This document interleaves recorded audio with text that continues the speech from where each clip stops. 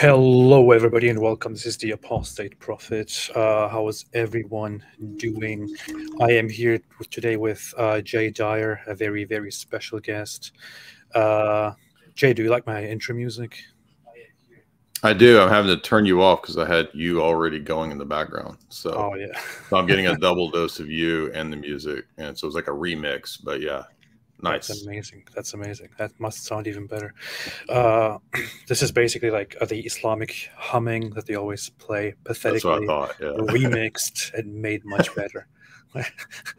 It would be much better if it always sounded like this, but they just don't get it. So, Jay, how are you doing? I'm good. Yeah. We had a good chat the other day on my channel, and you brought up a lot of good issues and kind of probably stuff that was old hat to you, but it's good to go through that stuff because, maybe a lot of my audience might not know a lot of that kind of old hat classic stuff that you know. So, yeah, you brought a lot of interesting insights. One thing I'd like to say from the outset was a lot of people got mad or fussed, a lot of Muslims, and even a few Christians, that you and I would have these conversations.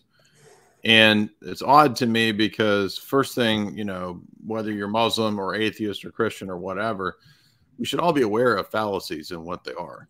And the genetic fallacy is one of the more well-known fallacies because it doesn't matter what source an argument comes from. The argument either stands or falls on its own. So it doesn't matter who says the argument. If Judas says an argument, it has nothing to do with his betrayal, whether that argument is true or false, right? Likewise, and you would think people would know this, likewise, the only case that I can think of in which we would consider somebody's character in an argument is if the argument was about that person's character or if they committed a crime or something like that. In that case, it would be appropriate to investigate their character. But the basis of their arguments, the validity, the arguments themselves, none of that has anything to do with the person's character and their beliefs. And it's odd to me that people don't understand that. But as I'm beginning to realize I think this is like my 5th or 6th Islamic debate, fallacies seem to be something that a lot of Muslims are not aware of. Yeah. Precisely. I agree with everything you said there, pretty much.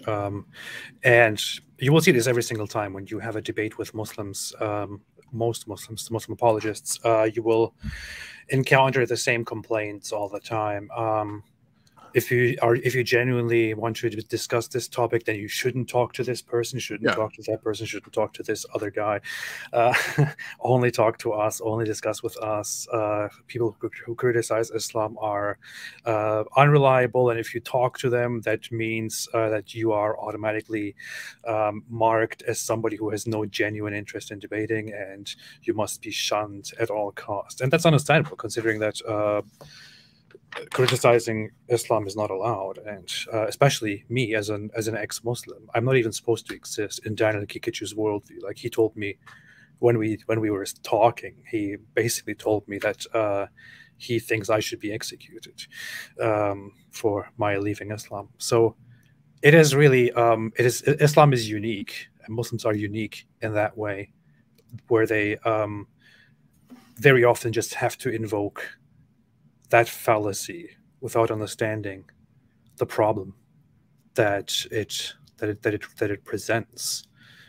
As said, when we talk about the whole issue with the name of God, Yahweh, in Islam versus Abrahamic biblical religion, he chooses to now completely ignore the point, even when you bring it up, simply because you reference me, or because you make a reference to what he said to me. And when he talked to me about it, he clearly had no clue. And later he denied what he actually said. He basically blasphemed and then later denied what he actually said. It's surprising because everybody can see the clip. And, he clearly says it's a pagan name. And then when asked about that, he says, I never said that. So, it's like this is multiple times now where I'm really questioning, is he disingenuous, right? Because I mean, if you have a person on record saying it, it's really difficult to then rewrite the history and say, no, I never said that, but you did say that. So at least you could either own up to it and say, well, I said that, but here's what I meant, or here's a clarification. But to outright just, oh, I never said that. I'm noticing a pattern of, and this is not to say that Christians are always honest. People in any position can be dishonest. You can be an atheist, be dishonest. You can be a Christian, be dishonest. You can be a Muslim and be dishonest. But there seems to be, as you noted, a kind of a tendency to shun the rational discourse, shun the logical argumentation. And again, I'm not an expert on Islam. I'm still in the process of learning. To me, it looks like there's a tendency to, when you have this going back to the original pure Islam, which is what my understanding of Daniel's school, what it represents, there's a tendency again to have to shun logic, to have to shun argumentation, because that's seen as a later development. Kalam is a later development, and that might lead to problems, right? Because there might be questions that are not permitted to ask. I remember in the when I was preparing for the Azra Rashid debate, we found some of those old Sunni texts, which, even though they were engaged in Kalam, one of the texts dealt with the names of Allah and the attributes. And there was a point where the question is raised, well, how do we reconcile the fact of God, or of Allah's pure unity, with the fact that we're naming many names? And what about the distinction between the names? And at a certain point, it says it is not permitted to ask this question.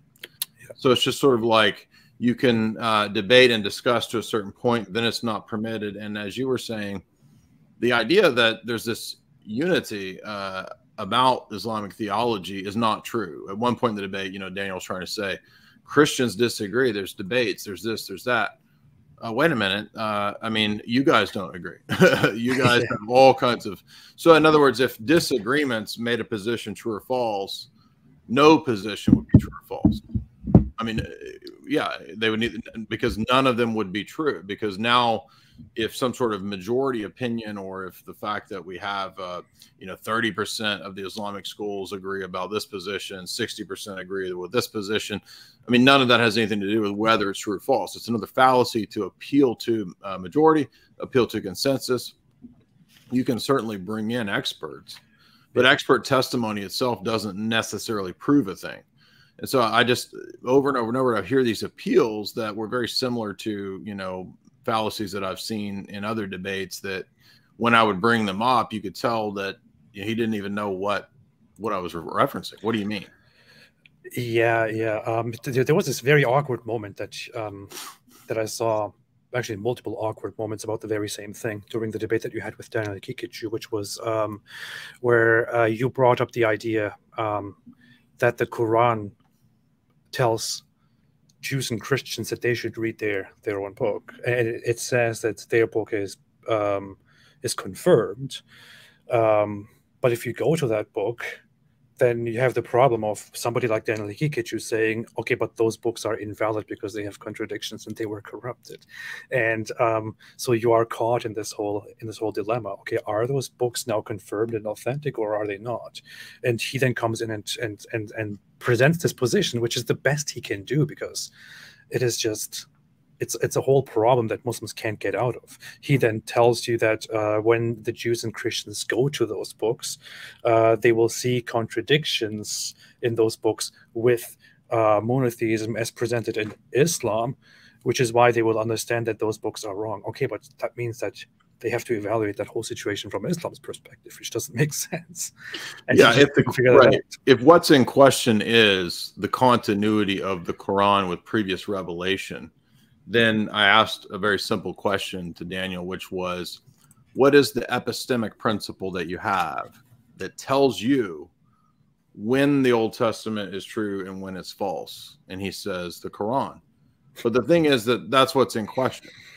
So you can't just appeal to the thing in question when we're asking about prior revelation. Now, you could say, but Jay, what you did in the debate, you said, but Jay, you appealed to the Old Testament too in terms of your position. Yeah, but I don't argue that the Old Testament has a lot of contradictions. So if I thought the Old Testament had contradictions and Christianity was the new revelation that replaced it, I would be in the same boat as Daniel's position, you see. Yeah. Because you could say, well, the New Testament appeals to the Old Testament. Right. But it never makes the appeal that the Old Testament is true and valid, but it also has contradictions. That's Daniel's position. Daniel's position that the Old Testament is true and valid because the Quran says so. However, there's all these passages that don't teach the pure monotheism of Islam. And I still have that drawing here that I had drawn up, the famous whiteboard here. So these are just examples of theophanies where we find real distinctions in God in the Old Testament. And there's more. This is just one list that I could fit on one board. And Daniel says, yeah, those are problem texts that are all contradictions. Now, wait a minute. That's why I asked the question, well, then what's the epistemic principle that tells you when you go through the Old Testament, oh, this is a true verse, false verse, true verse, false verse. This chapter true, this chapter false, this chunk true, this chunk false. And the principle was whatever's consistent with the Quran. But the question was, how do we know that the Quran is consistent with prior revelation, given the fact that the Quran says you can validate this with the books given to the Jews and the Christians, you see? So this is, like you said, it's an irresolvable dilemma, and that's why I had to sort of draw this out for him on the small board. What is your epistemic principle? Similarity to the Old Testament. And then eventually ended up saying, well, you just look and see with your eyes what's consistent with what's not consistent. You see, so you just look with your eyes. So can I not appeal to the same thing of just looking with my eyes? It's also extremely funny because the Quran clearly and explicitly says about the Jews and Christians. It says, why do they come to you when they have what was revealed to them? Basically saying that they should just go back and read their books, but that doesn't make any sense if you once again present this whole problem. It again goes into this circular nonsense that he cannot get out of. What are they supposed to do? Jews and Christians are supposed to go and read their own scriptures. They're not supposed to come to Muhammad. Okay, if they are supposed to read their own scriptures, then they will be educated by their own scriptures on their own beliefs and on how their beliefs are, on what they are supposed to believe according to their own scriptures, which, if they do that, will eventually contradict with what Islam tells them. But then Daniel Kikachu and other Muslims come out and say, well, no. You can't take those things in there that contradict with real belief because, those are invalid. You should take the rest. Okay, what is the rest? Well, whatever agrees with my beliefs. Yeah. Amazing that he couldn't see that was a circle. Now, if he affirms circular logic, then that would have been more honest, and he could have maybe gone in another direction. But of course, he didn't want to do that because typically when Muslims do accept varying degrees of philosophy, whichever school they're in, it's usually kind of a very broad stroke. For example, I have Azra Rashid's book. When we did our debate, I got his book, and his approach to epistemology was just a very basic empiricism. So, if you want to have that school and that approach, that's fine. But anybody that does that's going to have to deal with the outworkings of adopting that position. So if you have a very basic empiricist view, you're going to have a hard time justifying or giving account for questions like, what about a circular argument that you're presenting about the relationship of the Quran to prior revelation? You can't affirm, just from a strictly philosophical perspective, you're not going to be able to affirm circular argumentation if you're an empiricist, unless you just want to say that my position is just self-evident. But if he wants to go that route, then I can just say, okay, well, my position is self-evident. If everybody can just appeal to their own internal self-evidence, which I don't believe we should do in a debate, but if you do that, it kind of makes debate no longer possible because the opponent, you see, can appeal to the same thing. I can just appeal to all of my principles are just, quote, self-evident, right? So that's not usually the best. That's not usually how debates go, unless you're debating something like, some obscure topic like transcendental arguments or circular argumentation itself. Is it possible? Is it not possible? Most debates are not going in that way, and that's why Surah 3 says, "There is no God but He. the living, the self-subsisting. He sent down the book that is truth upon thee, confirming what it was before. He sent the Torah and the Injil, the gospel. And it is the guidance to mankind. Nothing about, but it is half corrupted, you see. Oh, it is 70% corrupted. And that's the thing, is that when you actually look at, and I haven't, let's just take the first 10 surahs, for example. I went through the first 10 and I got a giant list of all of the references in the first 10 to sections of the Torah and the prophets, right? And here's the thing, and this is what I was trying to get it. I don't think Daniel got this point, but I was trying to get it across, which is that you got giant portions that are referred to, referenced, giant stories, the Exodus story, the conquest of David, different stories in the book of Genesis, for example. The creation narrative is largely affirmed. So if we're going to admit that these giant portions of the Torah are correct, then we've got a problem of giant portions not correct, right? So it doesn't really matter what percentage you want to say. Let's say you think 70% of it's true and 30% is false. Or maybe you think 30% of the Old Testament, the prophets, is true and 70% is false.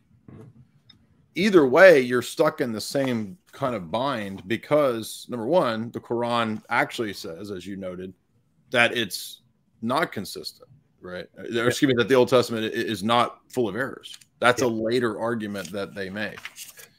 That is, and when it does mention, I think, like you said, when it does mention that that they perverted the message, it says they perverted the message with their mouth. It doesn't say the text is perverted.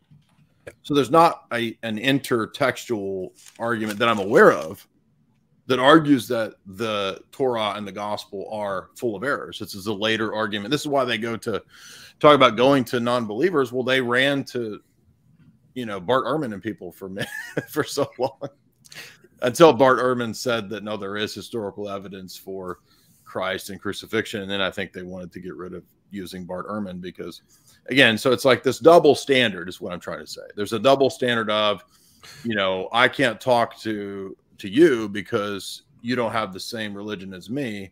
And it's like, but it doesn't have anything to do with the arguments. But the arguments are true or false regardless of the person. But to go back to your point, like, I'm just trying to stress that, look, if you're going to say that a giant portion of the prior revelation is false, which is what his position amounts to, then you're going to have to give an account for why does the Quran then assume many of these stories, oftentimes in passing. So it'll just reference an event or a person, right? And how else would we know the context and the meaning, the background of that person without going to the prior revelation, which predates them?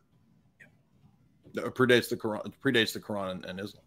And we have some very, very explicit Quran verses like chapter 5, verse 47, which say, and let the people of the gospel, Christians, judge by what Allah has revealed therein. And whoever does not judge by what Allah has revealed, then those are the defiantly disobedient. So according to that verse itself, what are Christians supposed to judge by? By the gospel, by what was revealed to them, in the Quran's understanding and Islam's understanding. The gospel is basically a revelation that was revealed to Jesus, like the Quran was revealed to Muhammad. It has a it has a big misunderstanding of what the gospel actually is, and it tells the Christians explicitly there that they should simply stand by and judge by what the gospel says.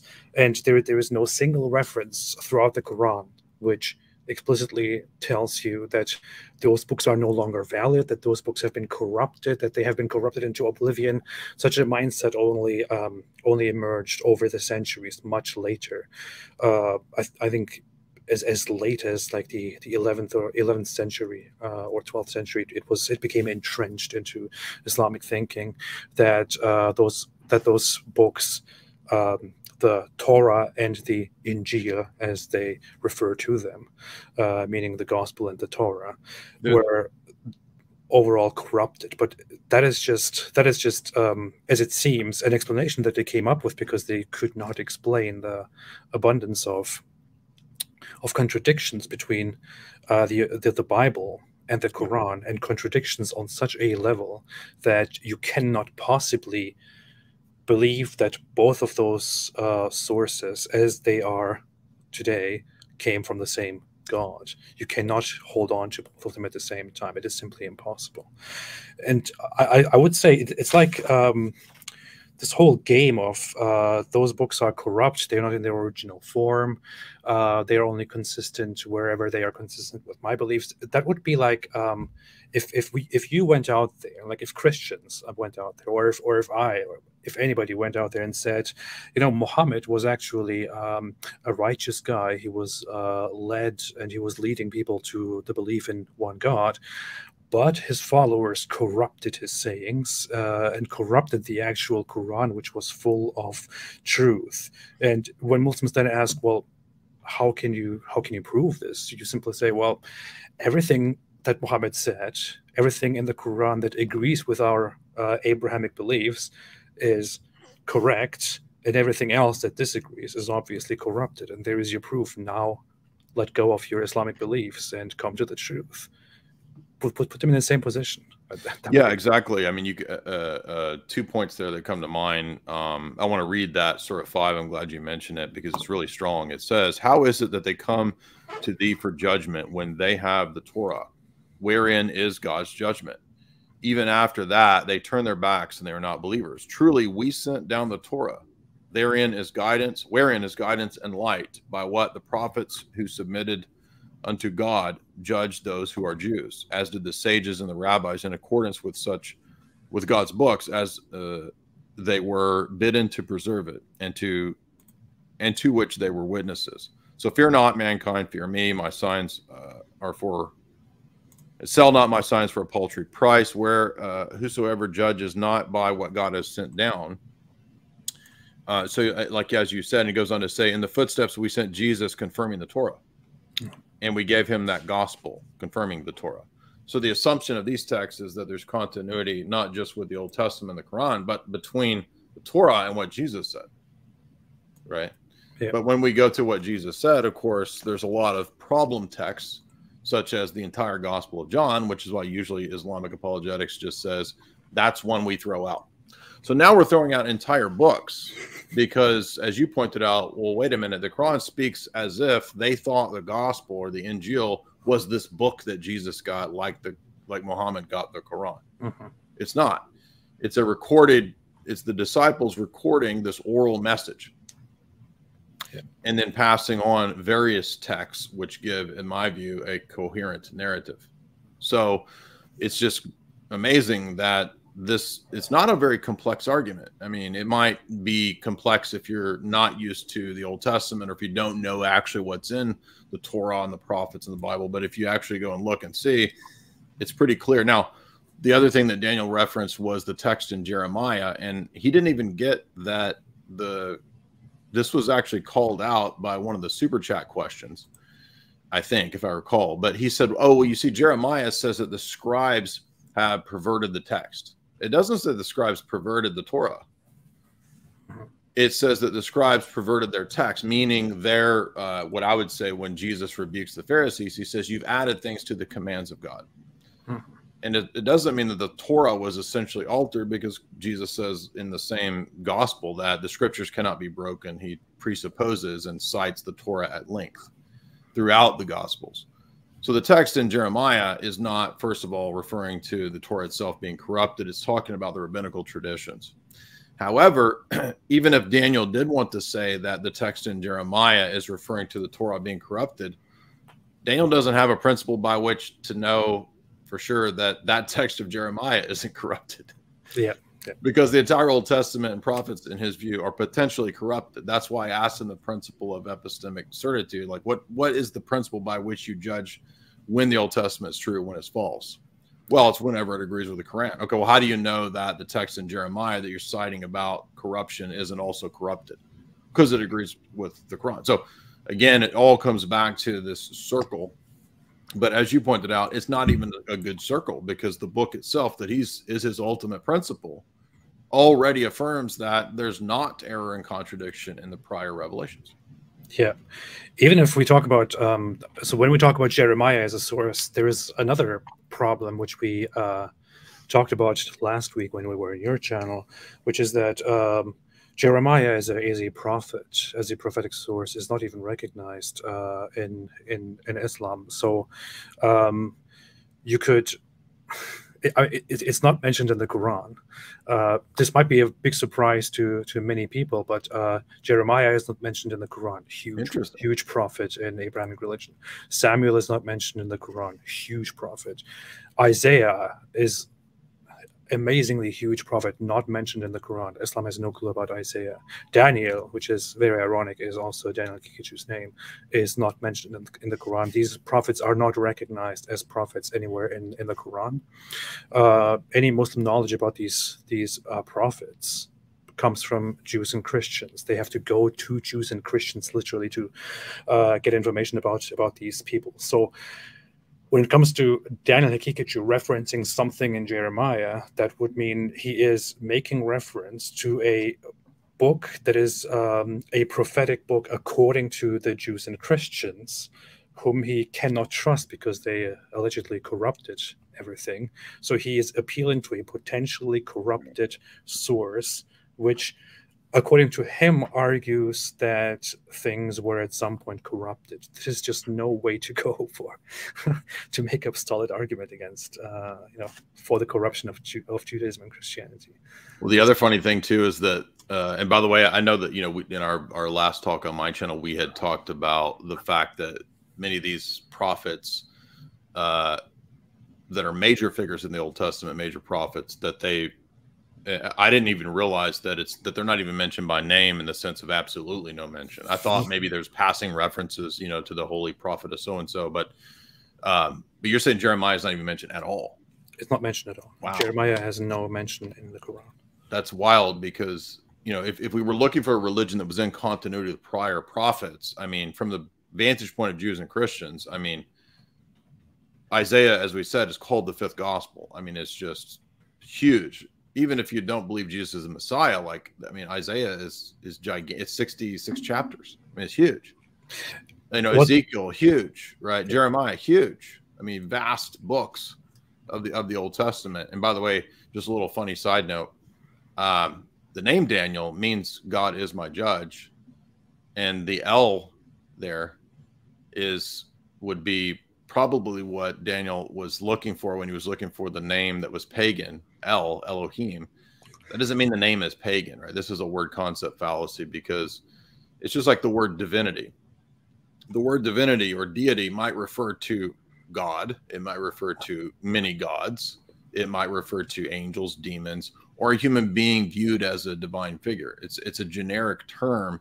And so amongst the Canaanites, the term El could be a reference to any kind of deity or a class of deities, right? So a lot of people make this mistake because they think, oh, well, anything with the name El in it, Daniel, must be.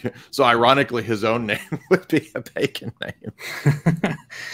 I mean, the Bible also uses El or Eloh as when it refers to other gods, when it refers to other false gods, when it refers to them making a god of objects of different things. That's what I'm saying. It's a word that's a generic term, like the word deity or divinity.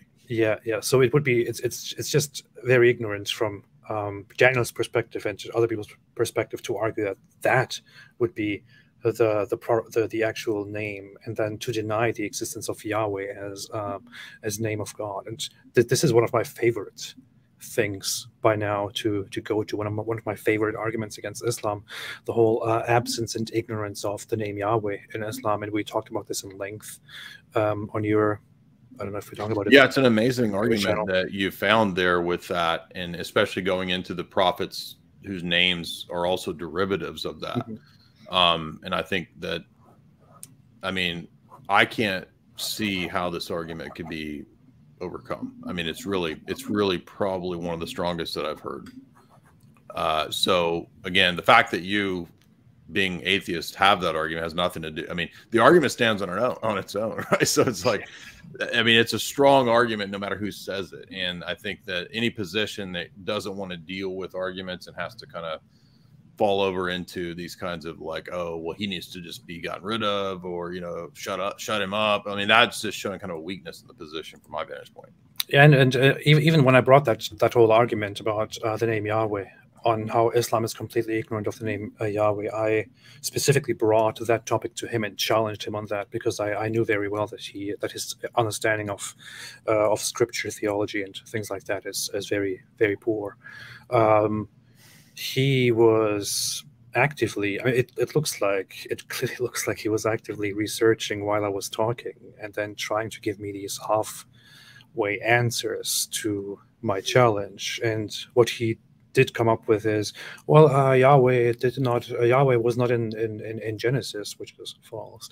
Yahweh is just it's a name that the Hebrews probably adopted, this pagan name from these polytheistic people, and then gave that name to their own god. And later prophets actually fought against this and wanted to, rid their religion of this corruption. But then, it just kept being used in this corrupt form. It just doesn't so weird, make because sense. that's usually when people who, and that's a very low tier argument, like you said, based on ignorance. They usually are referring to Elohim. Usually they say the name Elohim is the one that is borrowed from Canaanite religion, and therefore Christianity and Judaism are false, because there's this paganization just on the basis of a word concept fallacy of the name Elohim. But I think he got mixed up, or he just slipped. Oh, well, Yahweh is the same thing. It's like that. It's a pagan. But it's not. There's no equivalent that I'm aware of it being a pagan name. So what he did as a result is he completely wasted the one opportunity of actually dealing with that argument, and still presents it as if he was actually he actually successfully argued his point when he was challenged with that. But when you look at the footage, you can clearly see that he gives completely nonsensical answers, and it's just out there, and he still doesn't engage with it anymore. Because after I called him out that his response doesn't make sense, that his response that Yahweh is a pagan name basically invalidates Islam as well, because Islam itself, the Quran itself, uses theophoric names which clearly reference Yahweh, including the biggest I would say is Elijah, which literally means Eli Yahweh, my God is Yahweh. And he didn't even get that. He was like, okay, well, why is that Yahweh? That doesn't sound like Yahweh. Okay. Yeah, it doesn't have to exactly sound like Yahweh. It's a derivative. Yeah, it's Eli Yahu. Eli Yah. The Yah is already enough. That is what is commonly used throughout the Bible and throughout Hebrew to reference Yahweh, and that should already be enough for him. Plus, we have two instances of the Quran explicitly saying that John and Jesus, two figures that were Allah announced their names beforehand, before they were born. It is Allah himself who gave them those names, and both of those names reference Yahweh. Yeah, Yahshua. Right? Yeah. So it is just. Well, I don't know if you saw when I posted you the clip that you argued. Mm-hmm. His reply was, "I never said that," and it's like the clip has you saying, "What do you mean never said it?" And that's it. He won't respond to that, right? I mean, that was the response. I never said that. Yeah. Freebird said Yahweh not mentioned in New Testament. Sure it is. Yeah, go ahead if you want to respond to that. So I would say off the top of my head, it is already, first off, it's a completely irrelevant point, because Christians don't have the problem which Muslims have of not having the previous scriptures, the Old Testament. It is known as the Old Testament, and it's part of the Bible. So Christians read the very book which mentions Yahweh over 6,000 times, although due to Hebrew tradition, it is changed into Adonai in Hebrew, and in English, for example, into Lord in capital letters. But that is basically Yahweh. Plus the New Testament says Hallelujah, for example, which is a direct inclusion, a direct reference to Yahweh. Yeah, there's a lot of different ways that you can demonstrate this. One of those, as I pointed out, is if you look at Exodus 3, when you have the burning bush manifestation, or what we call a theophany.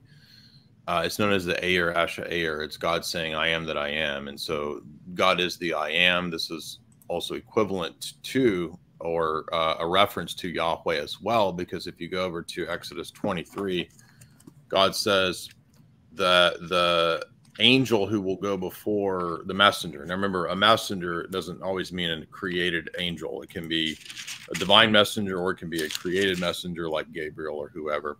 But if you look at Exodus 23, the same messenger, or the one that the voice that speaks in the bush, is identified as the same messenger who will, I'll read it.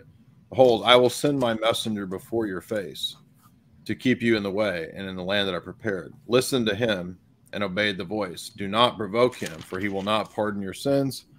Only God can pardon sins, by the way, not angels. My name, Yahweh, is in him, is in the being speaking from the bush. It's this identified as the same being of Exodus 3. And so when you read the Gospel of John, Jesus says, in many instances, I am.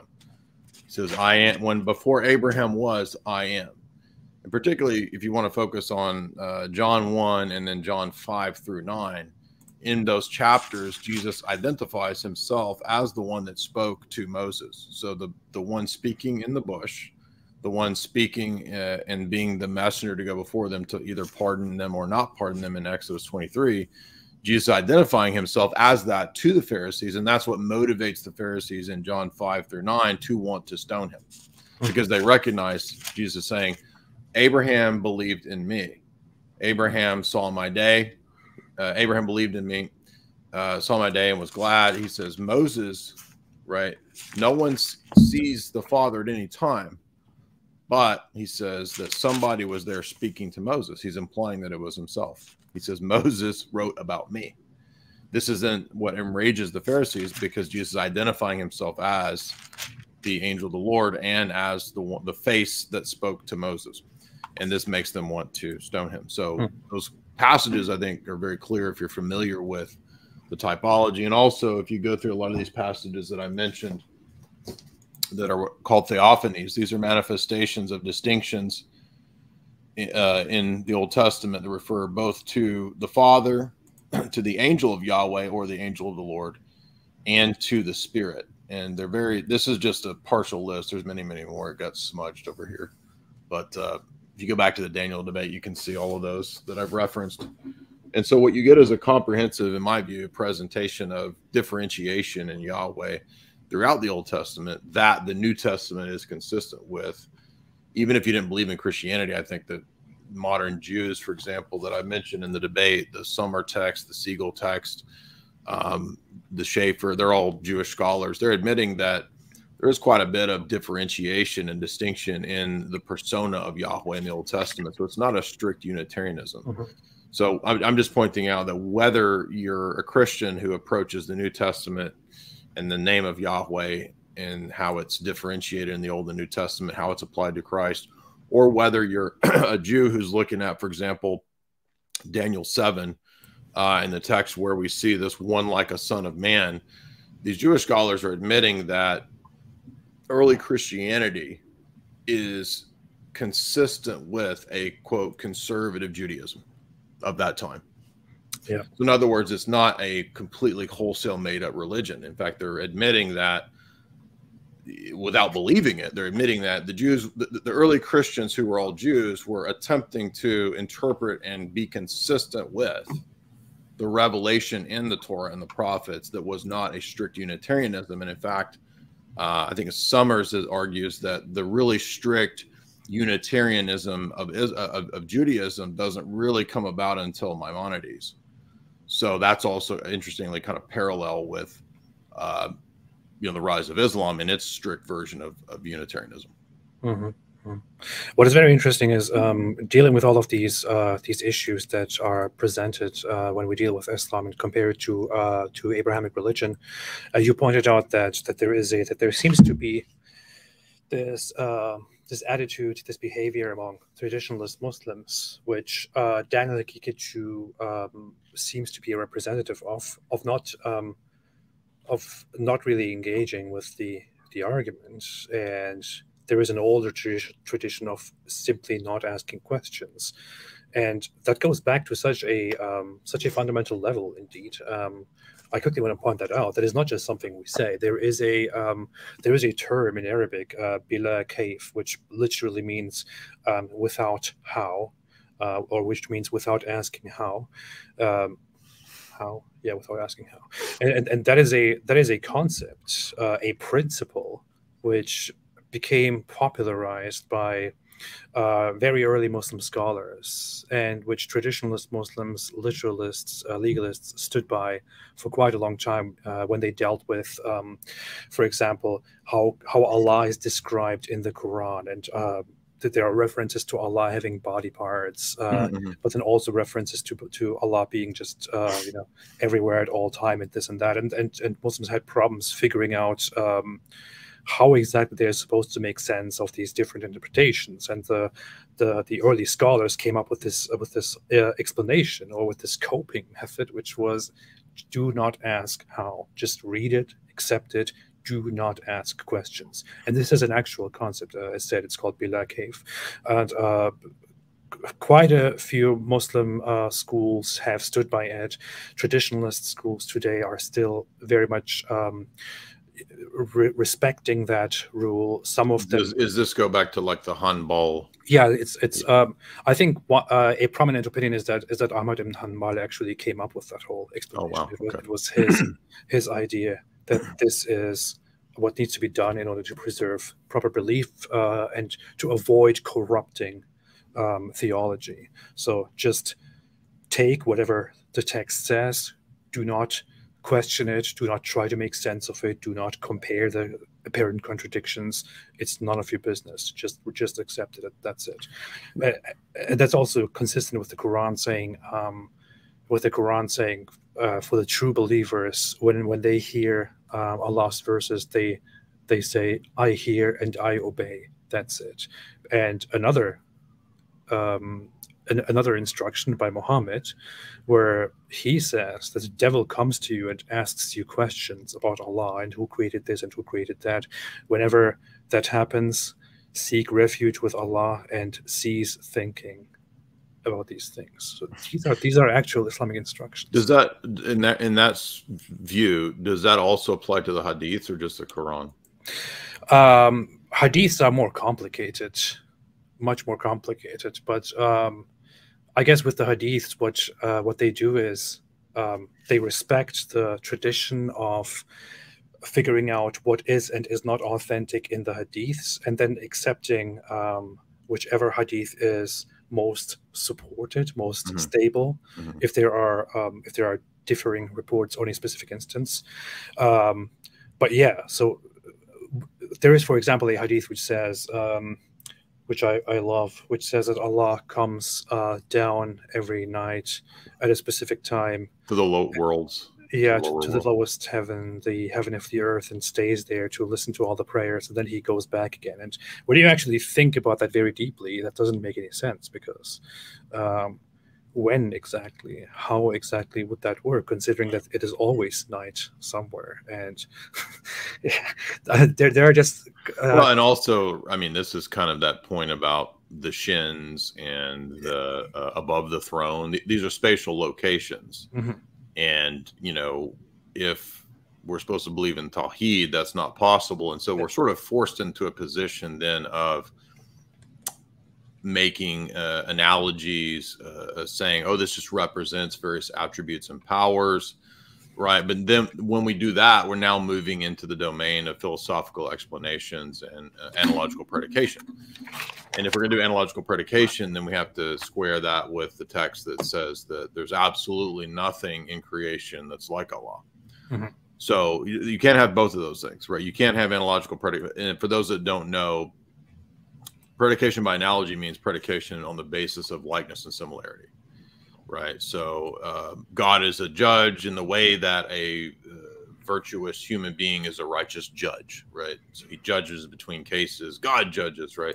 A father loves his son.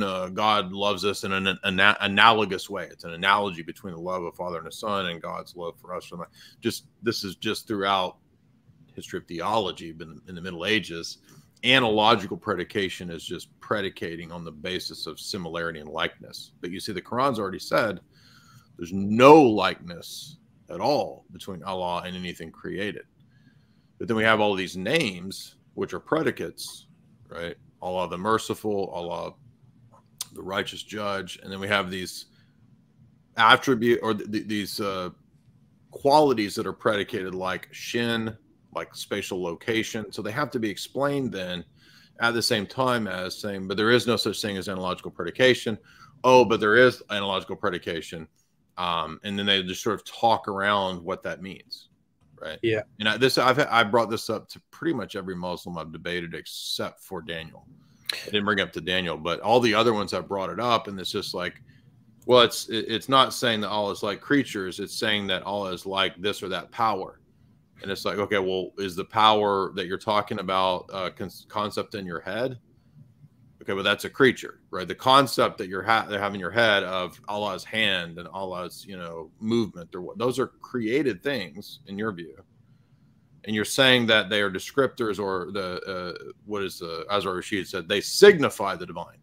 Well, to signify the divine is to say that this is a created symbol. That's symbology. That's analogical predication.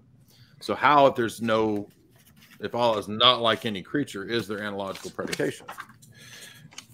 You see, this is Surah, it's 42:11. It's not long. I'll read it. It says,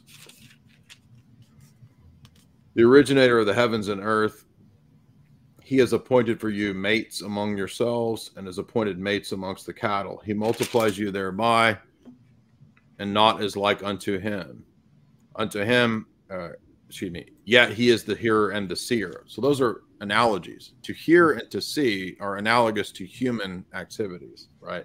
So we're saying that Allah hears and Allah sees, but not as a man sees and not as a man hears. But not only that, here's the problem. Unto him belongs the keys of heaven and earth. He comprehends and straightens provision for whomever he will. He has prescribed that there is, let me go back a little bit. It was verse 11. He multiplies you thereby, but there is nothing like unto him. Yeah, that was the text I was looking for. Excuse me. I didn't mean to keep reading. But and then you notice in the notes, if you have the study Quran, they talk about this discussion of nothing being like unto him. And I think there's another one too, which talks in this way. I forget which one it is, but the point being is that if there's nothing like unto him, this is, I think, called Tanzih, Tanzih, the doctrine of absolute dissimilarity between Allah and creatures. If there's absolute dissimilarity, then we can't be using these predicates like hearing, seeing, movement. Yeah. The issue is, if you already begin to analyze the things that the Quran says and point out the obvious problem here, you slowly approach a topic that has been plaguing the Muslim world in terms of theology for forever, from the very, very beginning, and that is still around, and over which branches of Muslims, schools of Islam, have been denouncing each other and calling each other disbelievers, and even sentencing each other to death and persecuting each other. And you're saying specifically over this question of like the hand and the placement over the throne?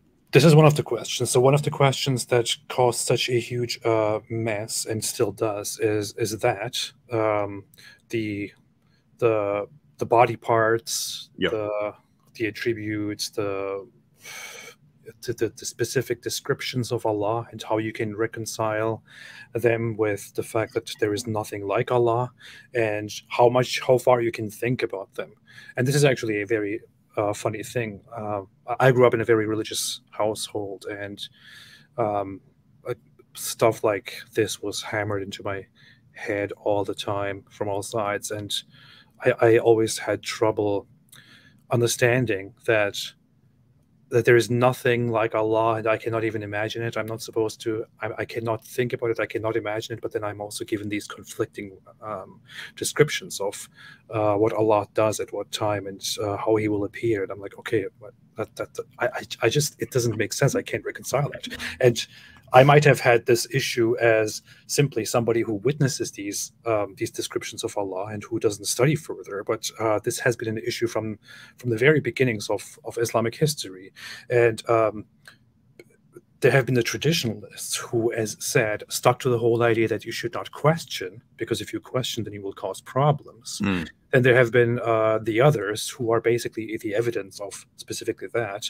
The mainstream Muslims were of the idea that Allah is up there, and we have certain things that are described about Him, but we are not supposed to really think about that. Those things may be metaphorical or literal. We do not know. We don't think about that.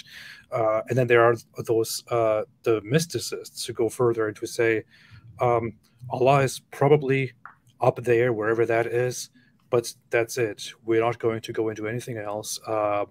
Everything about Him can only be metaphorical, and we leave it at that. And then there are others who go to the extreme, and actually my parents were kind of part of that, and they were like in such an extreme form of mysticism where they deal with all of this mess simply by saying Allah is not in any direction. It is wrong to say Allah is up there, although that was the Islamic tradition always. He's everywhere, all at once, very close to you, within you, even to certain in a certain understanding. And there is no way that you can possibly imagine or even describe Him. The only way He can be described is in the Quran, and we only understand that entirely metaphorically. So it's just a huge mess, and all of these perspectives are not just perspectives that sit at a table and think, okay, you make sense. Yeah, you make sense. Okay, I disagree with you. No, they actually fought each other and killed each other over these over these problems, over these disagreements. And that is just one of those issues. It's the location of Allah, the body parts, and what Allah is like. It's whether the Quran is an eternal part of Allah or not, whether it came into existence through His speech exactly as it is or not. All of these things were issues of major contention that Muslims truly sentenced each other to death and still kind of Well, this is odd because, you know, in Christianity, for example, in the 4th century, there's a really intense debate that's kind of analogous to the debate that occurs in the Middle Ages between Jews and Christians and Muslims over naming God. And this is the 4th century controversy that the Cappadocians, this is Basil and the 2 Gregories, were very important to Orthodox theology. They had a debate with a guy named Eunomius, and a big part of that debate was over how and in what ways we can name and predicate of God. And the only reason I bring that up is because it's interesting that, in other words, if Islam is the correct next revelation, so to speak, after Judaism or whatever they think Judaism and Christianity are, then it's almost like there's no cognizance of a prior intense, nuanced discussion of this very question of predicating of God. So it's like if you were the new revelation, it seems like you would at least have an understanding of the previous Jewish Christian discussions and debates over naming God, right? Does that make sense what I'm saying? Like, in other words, Basil and the Cappadocians have this debate with Eunomius, who's the earlier he's like a Unitarian in the sense of Islam or Judaism in the Middle Ages. And the debate is over whether the names that we say of God are univocal, equivocal, or analogous. A univocal term is one in which there's an exact same meaning between the two reference, right? So, for example, if we said God's love is identical to the sense in which man's love, father-son love, that would be univocal predication. And Eunomius, who was the radical Unitarian in the days of Basil and the Gregories, he believed in univocal predication. Equivocal predication would be what Islam has, which is that there's no similarity between When I say God has justice towards us, there's no similarity between that justice and, you know, human law courts and their created justice. Analogical predication, which is, again, what the Cappadocians and Christian theology wholesale adopts. I would argue from the earliest days. I think you could find it in the Old and New Testament itself. It continues clearly into this controversy in the councils, which Daniel, for whatever reason, wasn't familiar with what councils are and what they're about or what they mean. He thinks that they're just new revelations, kind of like new voices of the Holy Spirit or something like that. That's not what councils are. But the point is just that this is already a really well-known, intense debate for centuries in Christianity. When Islam arises, the points that you're making about the rise of not questioning or naming or explaining the hands of God or Allah, or the Allah sees, and here's, don't ask what that is. It's just ironic because this debate's already happened. If you're the continuation of the prior revelation, why is there no cognizance of that whole discussion? And not only that, it's like, maybe I'm not wording this well. Do you understand what I'm saying? Yeah, no, I think it's pretty clear. It's similar to the point we were making about the Quran seems to not even understand what Christianity, whether you think it's true or not, it doesn't understand what the Trinity was, right? There's like a Trinity in the Quran, which includes Mary, right? It's like they thought that the Trinity included Mary. It doesn't, never did. But likewise, it's like there was no conception of what the previous discussions of predicating of God were. And so it's almost like bypassing that and saying, well, Allah is nothing like creation. And that's how it's, so it's all, you know, equivocal predication. But it's like, but throughout your book, there's analogical predication. So how could it be equivocal predication? Yeah, yeah. The reference to the Trinity and the Quran not understanding what it is actually a very fascinating one that I made a video on very early on when I started making these critical videos. The Quran has different understandings. There are different interpretations of what Christians actually believe in, but in one of those instances,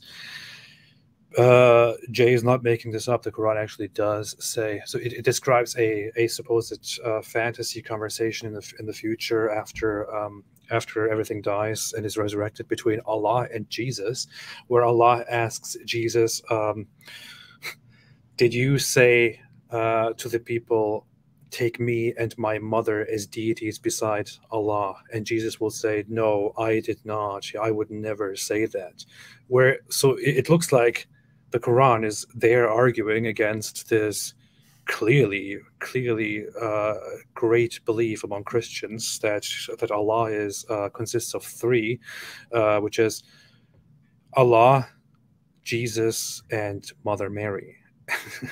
And it's very surprising that when you find that out, that the Quran seems to not understand what Christians actually believe in, and then deals with a completely irrelevant belief that no Christian actually represents. And if you bring this problem up today, they will try to explain that away by saying, well, okay, there were probably some Christian sects in that time who did have such a belief, and this is specifically addressing them, or they will say this is a reference to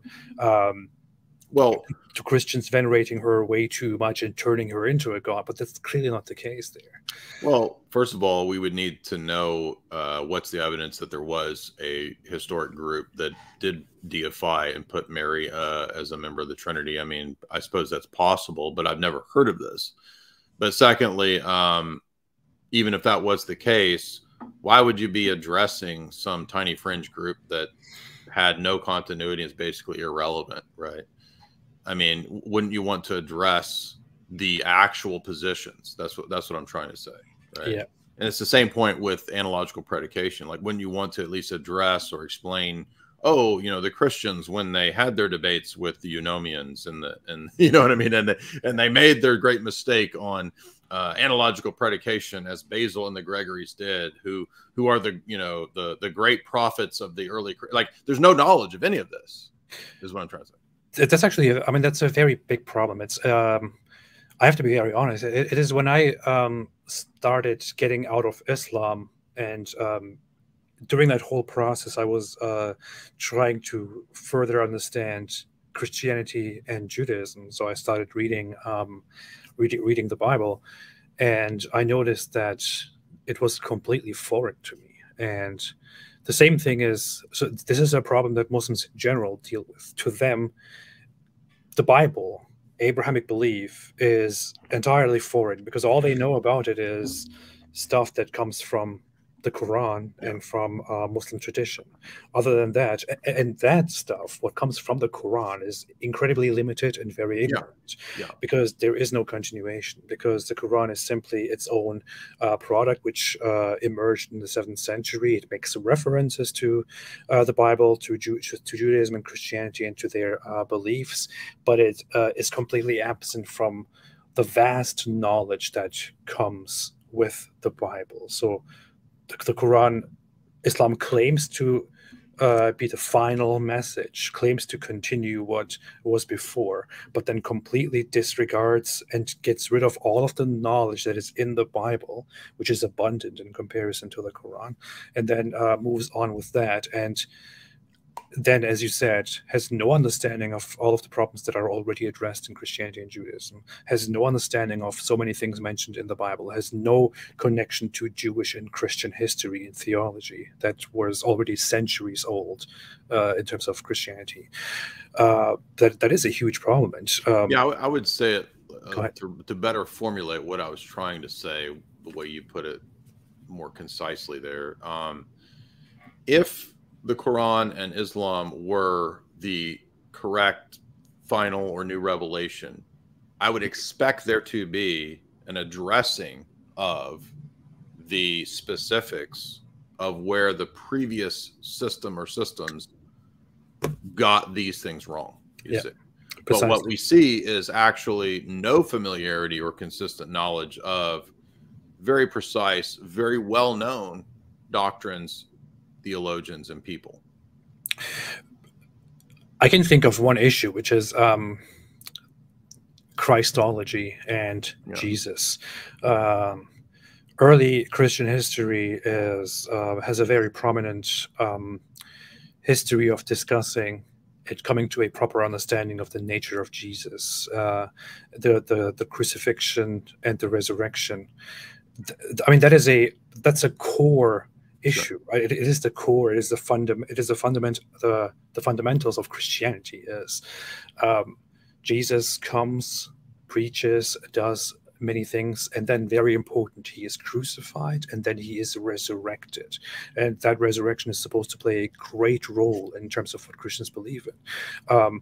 Islam is supposed to come and correct the Christians because they were wrong about Jesus, about how they explained his crucifixion and resurrection.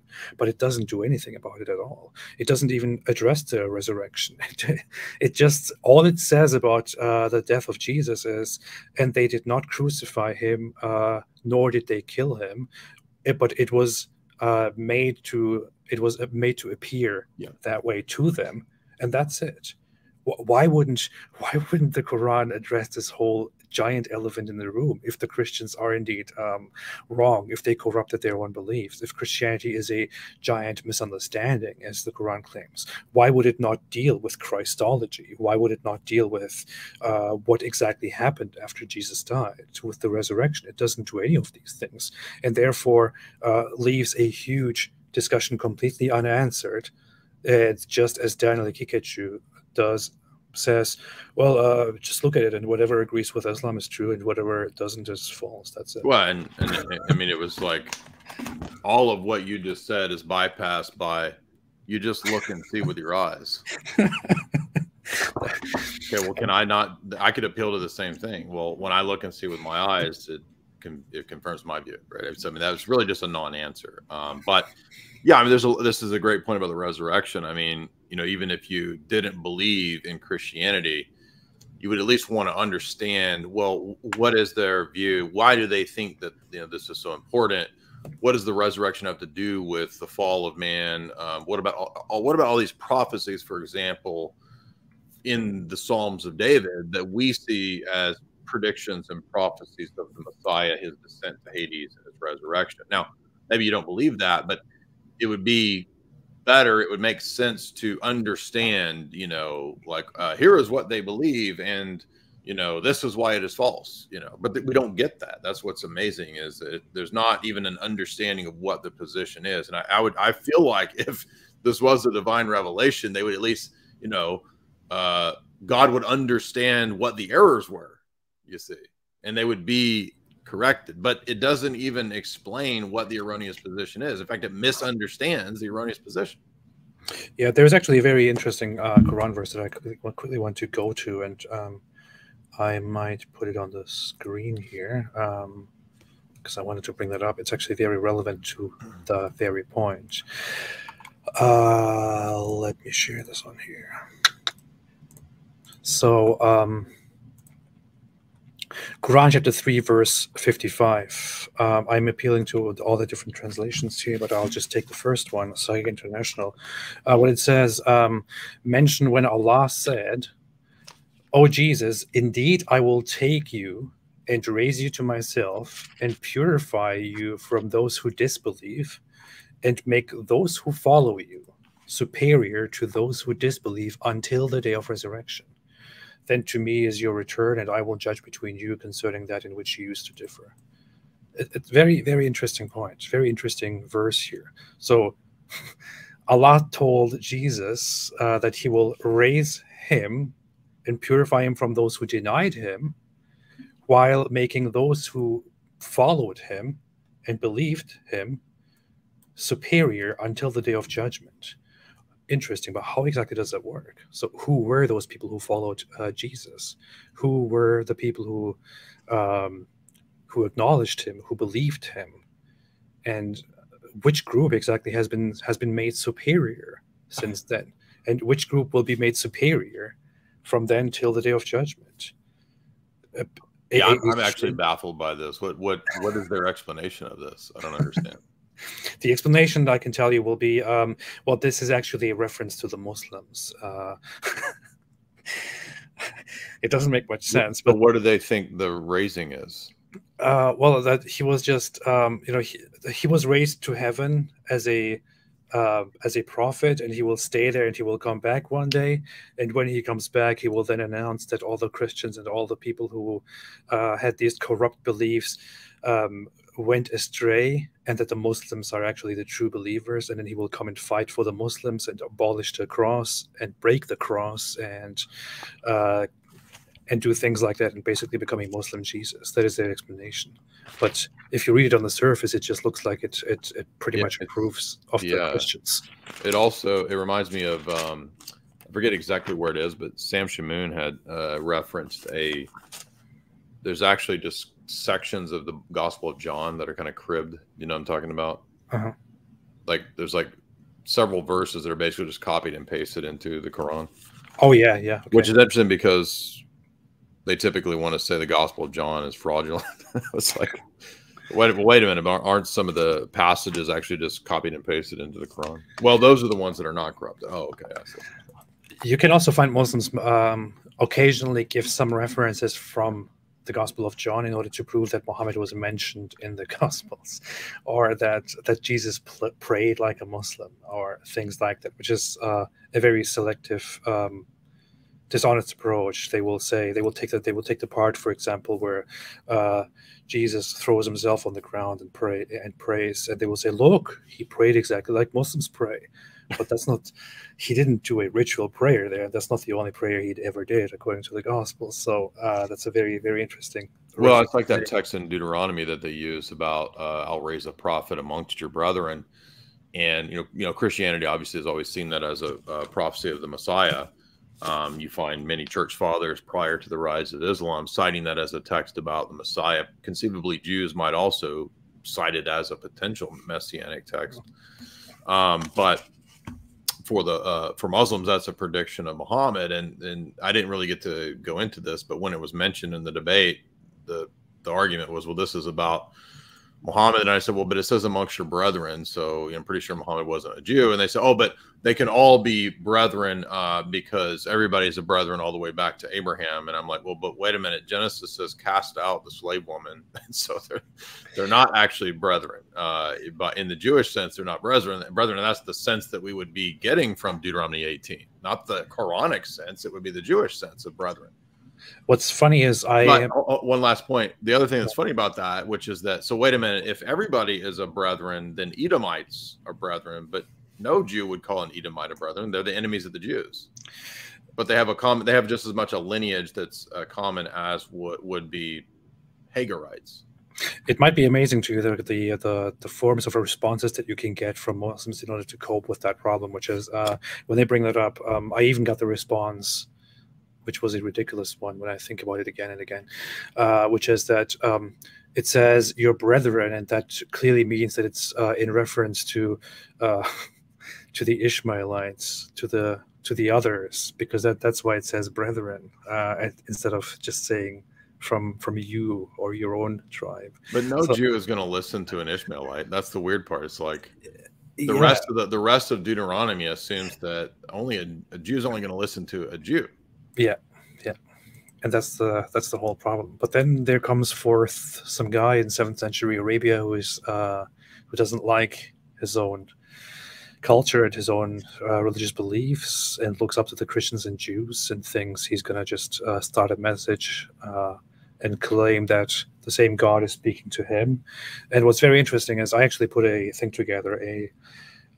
I took out all of the references in the Quran to Christians and Jews and put them in chronological order as far as we know. And you can see very much that in the beginning it is just this very naive approach to the Christians and Jews of like, oh yeah, they're nice, they're good, they have true beliefs, and we are just like them, same source, same guys. And then it increasingly gets into disagreements with them, and eventually at some point it comes to, okay, they have their beliefs, you have your belief, and finally it comes to they will accept your beliefs or else. So it is just a very naive, ignorant approach from Muhammad to Jewish and Christian beliefs. And here we are dealing with a religious group that actually claims to be in possession of the true religion, yet one that is completely disconnected and completely ignorant. And I actually want to ask you a question about that.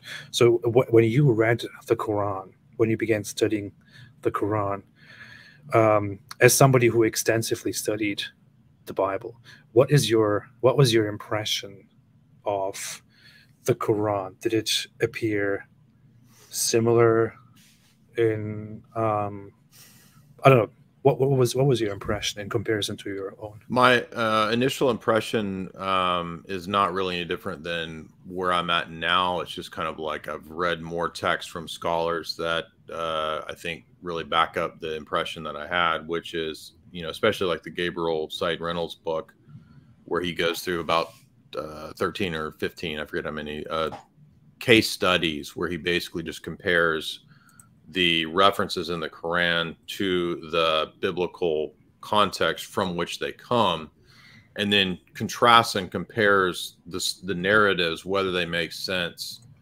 where they contradict, and then the various Islamic explanations. So it's a really good book from a person who, I don't think he's a Christian or a Muslim. He's just an academic, but the text shows the ways that there have been attempts to explain. And it also shows what was really helpful to me, all of the different extra canonical sources that Islam also draws from.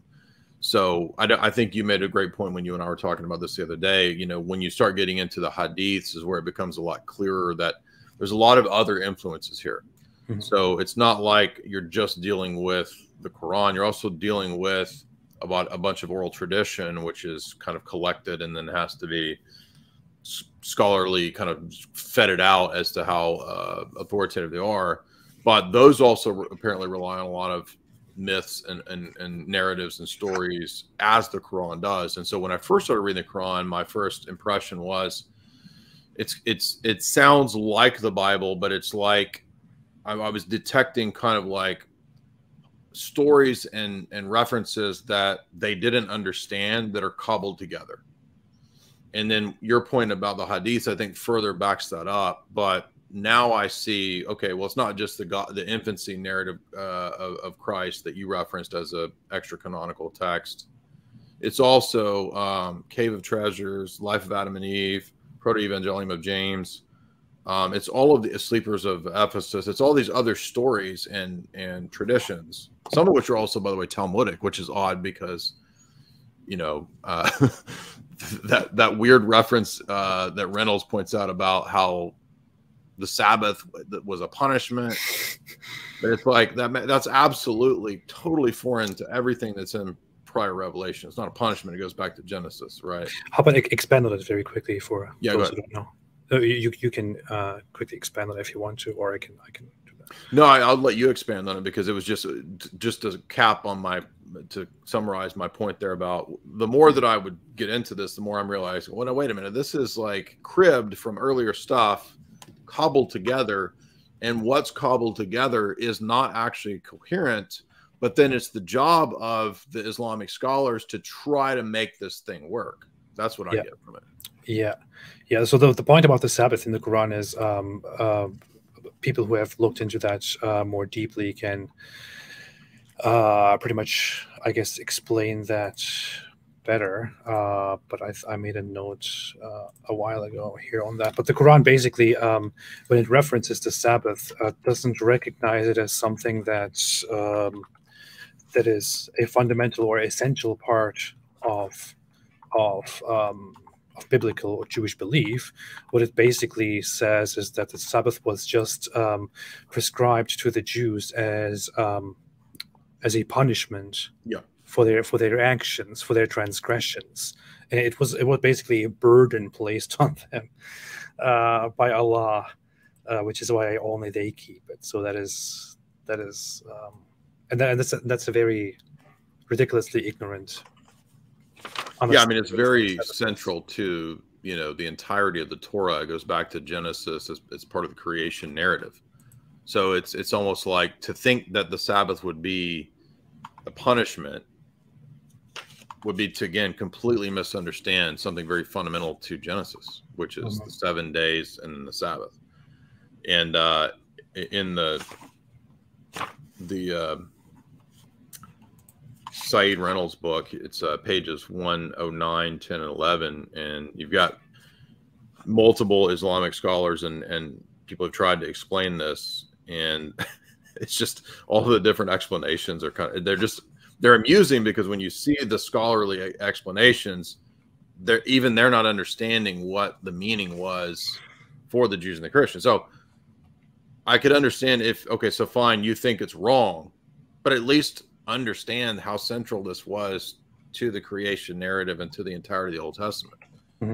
To think that, as many of these scholars have said, that it was a punishment from God, it just shows an incoherence of not even understanding the narrative. Just like with other things that we talked about, like the Ark of the Covenant, they thought that because it had the seraphim on top of it as a box, that it was a box that flew. Yeah. So here is the reference we're talking about in the Quran in chapter 16, verse 124. It says basically, the Sabbath was only appointed for those who differed over it, and indeed your Lord will judge between them on the day of resurrection concerning that over which they used to differ. And it's further than recognized that the Jews were basically transgressors over and over again, and the Sabbath was only given to them because of their troubles and their transgressions. Yeah, and it's even you have, this is 447. You have been given the book. Believe in what we have brought down, which confirms which is already with you before we transform the figures, turning them inside out. We curse you as we curse the people of the Sabbath. Yeah, and I don't know. It is just sometimes I feel like it is very hard to put into words the amount of ignorance that the Quran brings to the table when it talks about Abrahamic biblical beliefs and to then claim that this is the same God, the same source, it's just absurd. Yeah, and again, I mean, there's a lot of different ways to approach this discussion, this debate. I mean, another example would be if you thought, for example, that the revelation to Jews and Christians was false. One thing that's prevalent throughout the Old and the New Testament is analogical predication. So if you're going to say that was all wrong and we can't do analogical predication, which conceivably you could have with many Islamic schools and the denial and the teaching of Tanzi, then you would need to, again, explain or at least understand that this group for thousands of years, for centuries prior to Islam with Christianity, you know, for 6th century, that they got this big thing wrong. Mm-hmm. And again, there's not even a reference to, so let me put it this way. There's very sophisticated philosophical debates. Okay. Here's a great book that's just on this very topic I recommend. And this is from just an academic at, it's published by Oxford. I forget where he teaches, but it's a well-known book called The Rise of Christian Theology and the End of Ancient Metaphysics. And it basically traces the development of just the idea of hypostasis, right, which is very important to the Trinity, all the way from the Cappadocians to John Damascus in the 700s, 7th century, which is contemporary. He's the first Christian to write about Islam, by the way. So basically, we're going to trace this really sophisticated development of what hypostasis is in the Trinity and what it is in Christology. And it's very nuanced, very precise. There's a lot of philosophical terminology, a lot of references to Aristotle, all this kind of stuff. And then by the time that we get the revelations to Muhammad, it's like that none of this ever happened, you see. And again, I'm stressing this argument because if we're going to look at continuity, again, we would want to know precisely where the previous tradition was wrong. Mm-hmm. And I'm not trying to bank everything on philosophy, but it's sort of like, you know, Christianity had already adopted and baptized and was okay with philosophy by this point. Even if you think it's wrong, this is not really debatable. It's pretty easy it's pretty well known, right? I mean, John Damascus, for example, he wrote an entire book on Aristotelian philosophy. He has another book on dialectical philosophy. I mean, his systematic theology in the 7th century is utilizing a lot of philosophy, as we said, from Cappadocians and people prior to him. Maximus the Confessor, full of a lot of philosophy in his text. And it's like, if you're going to deal with and reject the position, and I'm not even saying that it's true because it's a lot of philosophy. I'm just saying that we would need to see understanding of what's being talked about. And it's not even that it's not understood. It's like there's no knowledge of it at all. It's like you having, it's like you had this whole long, lengthy discussion on a major pressing issue that you're trying to understand. Everybody has had this discussion forever. It went on and on and on. Yeah. And on. And you have already established a system for analyzing this, established different theories, came to proper conclusions, dealt with it. And then some guy comes along and entirely ignores everything that has been said and just starts the discussion from the very beginning. And says, I had a dream and everything you said is dumb. Basically. Basically. Let me ask you this question, see what you think of this. So the more I hear what we're talking about in regard to the rise of Islam originally, it's very parallel in many ways to Mormonism. And so Mormonism basically says all of the prior revelation has some truth in it, but it was also corrupted. Ours is the new final revelation, and you just didn't have the full consistency of understanding that God is actually three things. It's also ironic too that in Mormonism, God has the Father has a body, much like what we see in the Quran with the body of Allah and so forth. But you know, their approach is no. Now there's actually polytheism. I would argue Mormonism is ultimately polytheistic. But yeah, I mean, could we conceivably just counter the whole system with Mormonism? Because if the argument is, well, the Quran is preserved, well, maybe the books of Mormon are better preserved, you see. Plus, aside from the preservation, you don't even need the preservation there. You could simply appeal to the fact that some guy comes along in the middle of a land where people are trying to figure out which religious beliefs to hold on to. This guy comes along and claims to receive revelations, and there are people around him who affirm that he is indeed receiving revelations. They affirm that he is of great character. They affirm that he is a fantastically pious guy who is entirely selfless.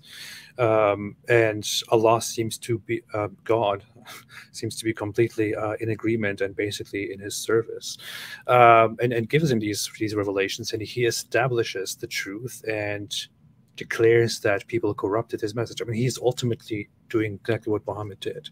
I've heard a lot of people refer to him as the American Muhammad, or there are people who say. I spoke to a former Mormon here on this channel, a woman who is an ex-Mormon. I think her channel is called Ex-Molex, but she came on here just to also pleasantly argue that she did hear about Islam and how Mormonism is compared to Islam before, when she was a Mormon, and also afterward. And she was also pointing out that the way the revelation is seen, and the way Joseph Smith, yeah. Why is my mind going all over the place? The way he is trusted by Mormons in terms of his revelations, even if they seem completely absurd and out of place, is quite similar to the way Muhammad is trusted in Islam, when he brings outrageously weird revelations, or when he brings revelations that are just about him and his desires. It's quite similar to Mormonism, to the point that you bring up. It could be reasonable to go with that objection. And I have seen people actually argue against Muslims and say, why not just accept Mormonism? It does the very same thing. But then you get a very hypocritical answer from them, and the answer just revolves around, well, we know that that's not true because, he was just all about his own desires, and then he just made up revelations. Well, you could say the same thing about Muhammad. Well, we already have the truth. Muhammad already brought the truth. We don't need anything else. Well, that's the only way I could see them, just in terms of epistemology, making that work is that they'd have to say in a strict way that the Quran was the final revelation. But I mean, but aren't the hadiths also additional revelations? So, well, what they do with that is they will say the Quran is the absolute final revelation. That is the truth. After that, no revelation can come, no prophet can come. The hadiths are different from that, because the hadiths are basically just sayings of Muhammad or actions that people around him noted that are not considered revelation. Everything that comes after him is absolutely unacceptable, absolutely false. And that's the answer that they will give you when you tell them, okay, Joseph Smith, he made a lot of claims. He said these religions in the past were corrupted, and he brings the truth. He but wait a minute. So wait a minute, though. Let's expand that argument and say, well, but Allah apparently allowed divine revelation to be corrupted amongst the Jews and the Christians, right? Yes. So he allowed them to be deceived, apparently, and for the revelation to be corrupted. Hence, why we need the Quran. Why should we think that it's not also corrupted if Allah can allow the revelation to be corrupted? Because the Quran is unique in that Allah had a plan of those previous scriptures being corrupted, and the Quran is unique in that this is the only book which Allah promised nobody will ever be able to corrupt, and He will protect it for. Well, but my point is that the promises are in the older books too. Right? So, but wait a minute. But you can't trust those books because those books were corrupted. I know, but that's what I'm saying, is that the same promise of non-corruption was in the Torah. It's in the Christian texts, and Allah allowed us to be deceived then. How are we not in the same epistemic dilemma if we believe the Quran, that Allah might be allowing us to be deceived now. You see what I'm saying? Yeah, but Allah wouldn't do that because, and we already know that those scriptures are corrupt, because when you read them, you will see that they are obviously not in alignment with pure monotheistic Islamic beliefs. Yeah, but that's derived from the book that's in question. So yeah. Well, if you go and look at those books, if you just look at the Quran and open your eyes, you will see that you just use your eyes. You just look. Okay. Yeah, I mean, that's the thing. Somebody wrote a paper. I have to dig it up. I've got it saved somewhere. It was a couple of years ago, but they were arguing that Islam does argue that Allah is a good deceiver, right? And so if Allah is a good deceiver, then how are we able to trust at all any of our reading of the Quran, right? We might potentially be being deceived, right? Yeah. And so now all the propositions are potentially deceptive. And so we're not in any better position with the Quran than we are if we're a Muslim and we're looking at the Jewish and Christian texts, which also promise that they're inspired and not that they don't have errors, you see. So in other words, let's say I'm a 4th century Jew or Christian. The books that I have tell me that they're not corrupted and they're inspired and they're authoritative. But from the Islamic perspective, those books are corrupted and I'm basically deceived, right? And so I need the Quran to fix that. But Allah's already a good deceiver, and so why would I not think that the new revelation also is potentially deceptive? You can't just say, well, because it says it's not. Because the old books said they were not, but God was also deceptive back then, you see. Does that make sense? Yeah, yeah. And there is a very funny, a very nice thing that you can add to that, which I love about Jesus and his crucifixion. Some flavor you can add to specifically that, which is so Allah is a deceiver. He says that he is the best of deceivers. Think about what the Quran says about Jesus. Jesus was he was sent down with a message, with a scripture. He was they denied him. They tried to crucify him. They tried to kill him.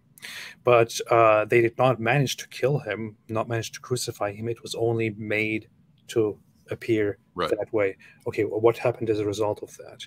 As a result of specifically that, a major religion came into existence that is, according to Islam, a complete corruption of the truth. And why did it come into existence? Because the people believed that Jesus on that day was crucified. And they saw him, I guess, rise, which is a deception. It was made to appear to them so. And that appearance, that deception, that illusion, whatever you want to call it, brought forth the largest religion in the world, which happens to be a completely corrupt religion. Is this Allah's plan? Did Allah establish a plan for Jesus where his death was basically a deception which brought forth the largest false religion in the world? So did Allah create this false religion on purpose by creating this deception? Well, they would say, yeah, right. I mean, if you're a hard determinist, right? Yeah, and why would you blame the Christians then? See, exactly. That's a good point. Why would you blame the Christians then? Because it looks like Allah created the deception and they fell for it. So it's not their. Is it their fault? If Allah is the best of deceivers? So there you go. Yeah, it's just maybe this plays into the pathology of that religion, right? To where, well, if Allah is the best of deceivers, is it possible that Muslims then welcome being deceptive? Maybe. I mean, what do you think? Do you think that?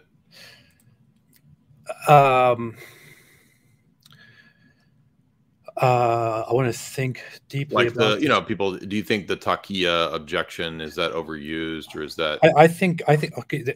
That's why I'm thinking about this right now. But here's the issue: there is a lot of overuse of that whole taqiyya accusation. of saying whenever Muslims say something that doesn't seem to be true or that doesn't seem to be consistent, some people might say they're just doing taqiyya. I would say that that is largely overused. Muslims do not learn actively to lie and to deceive and to hide the truth and all of that, and they don't learn about this concept, this idea called taqiyya, and that they're supposed to practice this.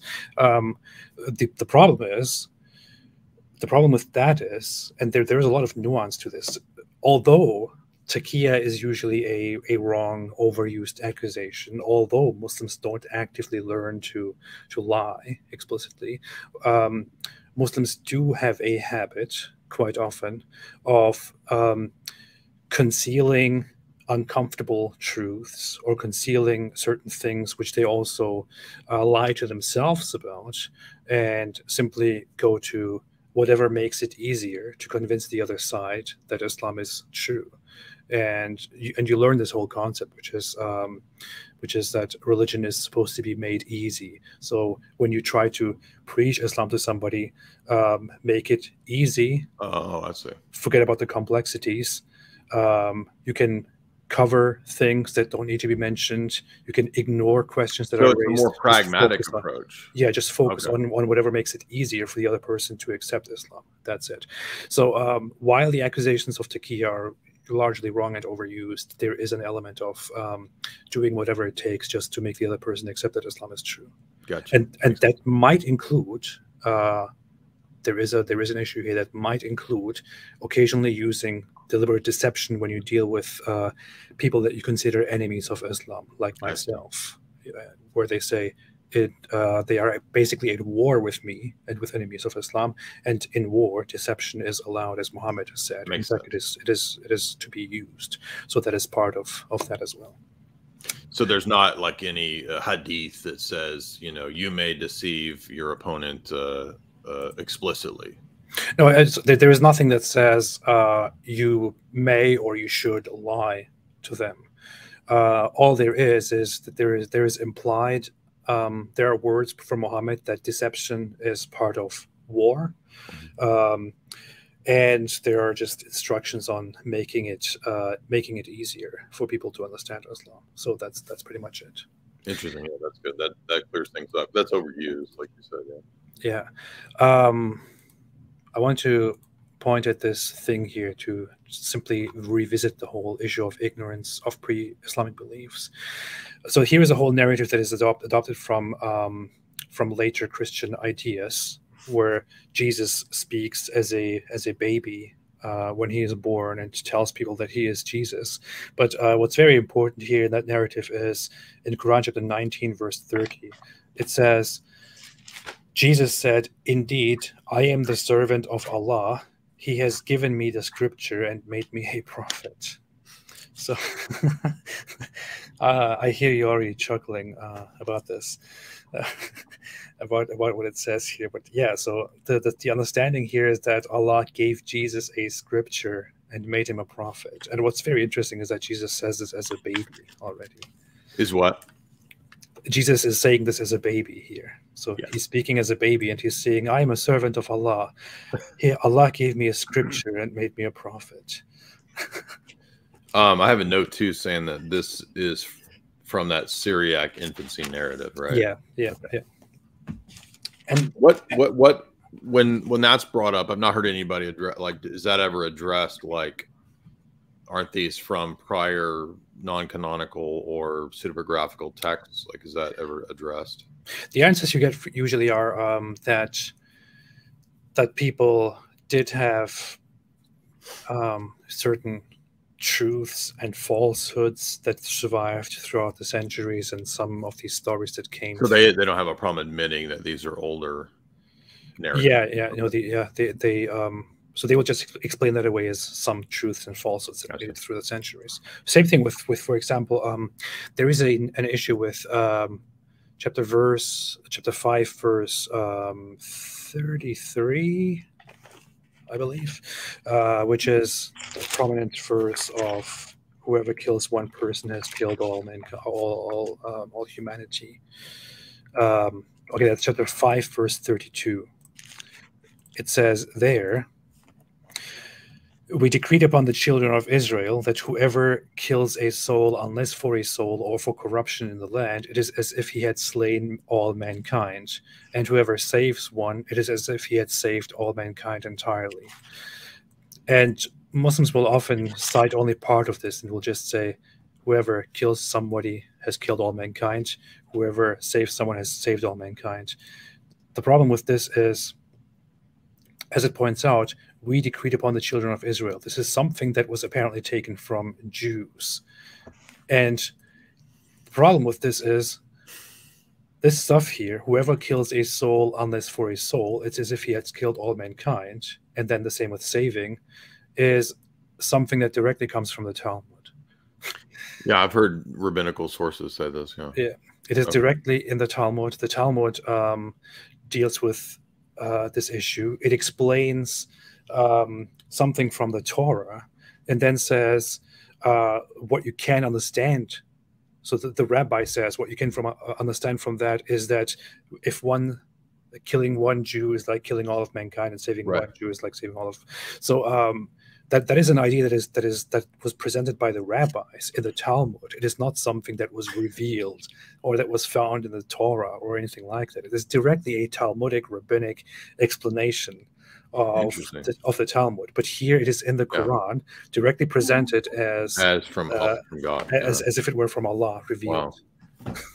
Yeah, I didn't know about that one either. So, and Reynolds mentioned a couple of those, but I don't remember off the top of my head which one he said was Talmudic in terms of the source. So that would be one of them, though. That's interesting. Yeah. What's also important to note here is that this is, according to the Quran, only a law for the Jews. So, and here's the next verse, just to make it very nice. Indeed, the penalty for those who wage war against Allah and His Messenger and strive upon earth to cause corruption is none but that they should be killed or crucified, or that their hands and feet be cut off from opposite sides, or that they should be exiled from the land. That is for them a disgrace in this world, and for them here in the hereafter is a great punishment. This is a horrible. So is this why you see some of the radical Islamic groups doing this to people at times, including like crucifixion? Yeah, and including there were reports in Somalia, for example, in the recent civil wars, where they were referencing this verse and actually cutting off the hands and feet from opposite sides of rebels. That's what I thought. Yeah, pretty messed up. Yeah, there's a lot. Now, is that one from a prior source, or is that unique to the Quran? That part about cutting off stuff, that is that is from the Quran. Okay, but that is just the verse after the one that is taken from the Jews, from the Talmud. So what probably happened there, the theory is what probably happened there, why the Quran suddenly has a Talmudic teaching there, as if it was revealed from Allah, is that Muhammad was in Medina. Medina had a lot of Jews, learned Jews. Jews interact with him and tell him things. And one of the prominent ideas and teachings they have is specifically that. Muhammad hears it and probably thinks, oh, Allah revealed this to them. Yeah. So it's then included as a revelation from Allah. But and that's just a big oopsie, you know. Yeah, it looks like a lot of the narratives are maybe things that were heard and misunderstood. Yeah. Right? Yeah. Like the Trinity Mary stuff. That sounds like something that was heard. Oh, they think this, you know, and it was recorded. Yeah. Also, I mentioned in Quran chapter 9, verse 30, there is this Jews say Ezra is the son of Allah, and Christians say the Messiah is the son of Allah. No Jew believes that Ezra is the son of God and worships Ezra, but it's probably something that he heard. I mean, maybe somebody joked. I don't know. Maybe somebody was joking about that around him, and he took it seriously and included it in. Or maybe somebody was trolling him and like told him, "Yeah, we think Ezra, right?" And then he wrote that down and like, so it was an ancient trolling. Yeah. What's have you heard of the idea that Alexander the Great is also in the Quran? That's a very important thing. Look into that. There is a character named Dhul Qarnayn in the same chapter that also mentions the sleepers, the seven sleepers, and it talks about a figure named Dhul Qarnayn, who is a servant of Allah and who was given all kinds of power by Allah and went to the very far ends of the world. And the issue with that character is nobody knows who that character is. The issue with that character is early Islamic scholars were very clear that Dhul Qarnayn is Alexander the Great. But over time, when people learned who Alexander the Great actually is, they began to deny that. And many Muslims today will still deny that, because the Quran basically depicts Alexander the Great there as a servant of Allah. Well, he was a pagan. Yeah. And Wow. And what happens there, according to the hadith, is people come, apparently Jews are coming and asking him about this, and he then goes away and comes back many days later with these revelations. But the revelations get it all wrong. This is Islam. Yeah, maybe he heard, the text in Daniel or Maccabees, which reference that time period of Alexander. Yeah. And maybe he thought that meant that Alexander was a servant of God, which is odd because that's not at all what Maccabees says. Maccabees doesn't really comment a lot on Alexander. It focuses on Antiochus Epiphanes, right? Who's the one that defiles the temple. I'm just trying to think why he would have maybe. There's an explanation of. So historically seen, apparently the early Jews had developed an understanding of Alexander the Great, where they, for a while, referred to him as somebody who was given power by God, or who was favored by God, because they had an understanding that people who become very powerful and who have great divine providence on the earth, they are given divine providence, and so they began referring to him as somebody who was gifted by God. Yeah, but that doesn't mean that he served God. That's the issue, and Muhammad probably misunderstood that. So exactly. Yeah. I mean, it says the same thing about Nebuchadnezzar. That when Daniel's talking about Nebuchadnezzar, he says that divine providence raised up Nebuchadnezzar. Yeah, doesn't mean that Nebuchadnezzar was a servant of God. In fact, he was a blasphemer, and in the book of Daniel, he's punished because he's a blasphemer. Yeah. So, that's fascinating. I was gonna look and see how, because I know Maccabees mentions. I can't remember if it mentions them explicitly or if it just kind of mentions them in passing in the first chapter of Maccabees. But it's talking about that period. I don't think it mentions him by name. Bing Cicero said, "Can you look at the errors of the Trinity in the Quran?" We did that. Thank you so much. No, it does. Excuse me. So the very beginning of Maccabees does mention Alexander as king of Greeks. He went to the ends of the earth. He spoiled the earth like army spoils.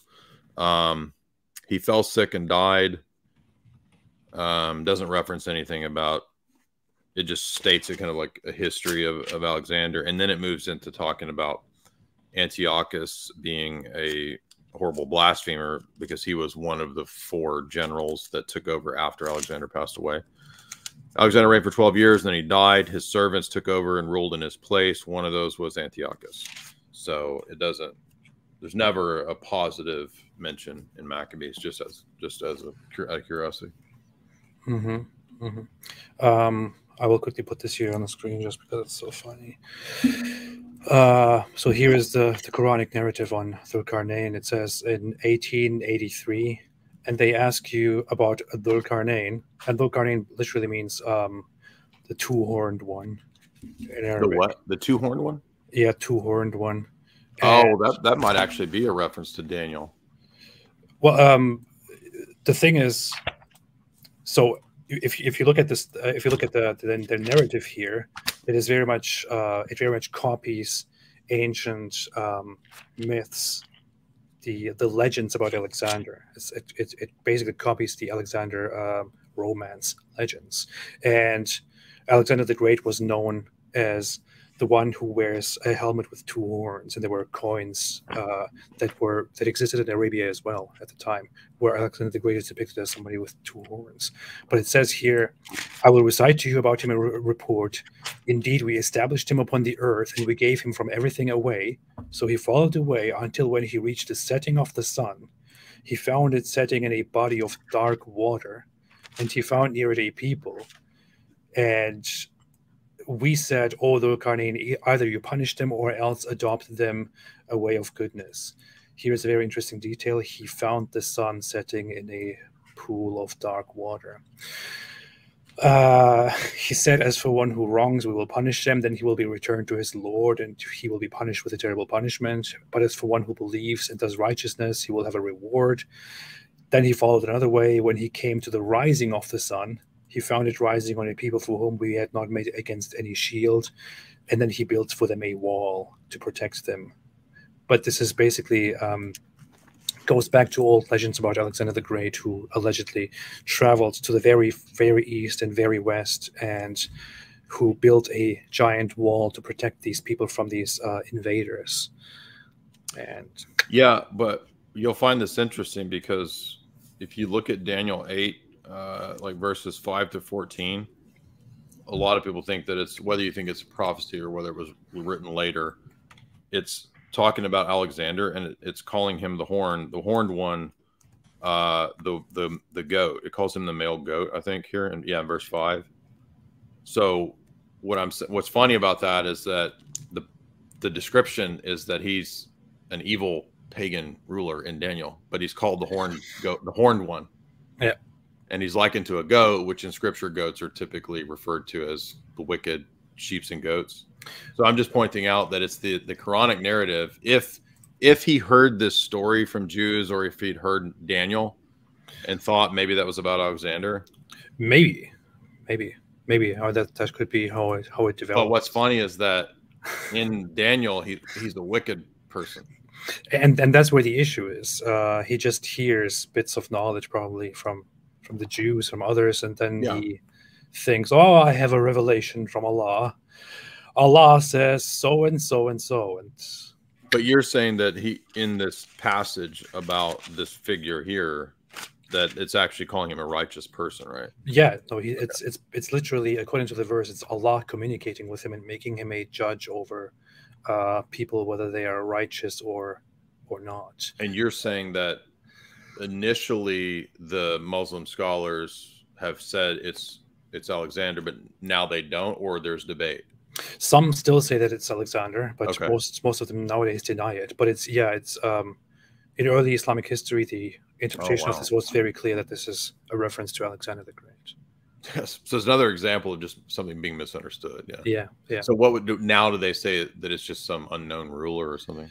Yeah, most likely they usually say that it's that we don't know who it is. Okay. Interesting. But that's also very funny because there's just some guy mentioned here, Dhul-Qarnayn. You have no idea who it is. That's it. Yeah. The horned one. Yeah. Plus, he also builds a wall here that is supposed to prevent Gog and Magog, also a narrative taken from the Bible and previous beliefs. Well, that's interesting because that's Ezekiel, but there's no reference or explanation to what Ezekiel's talking about.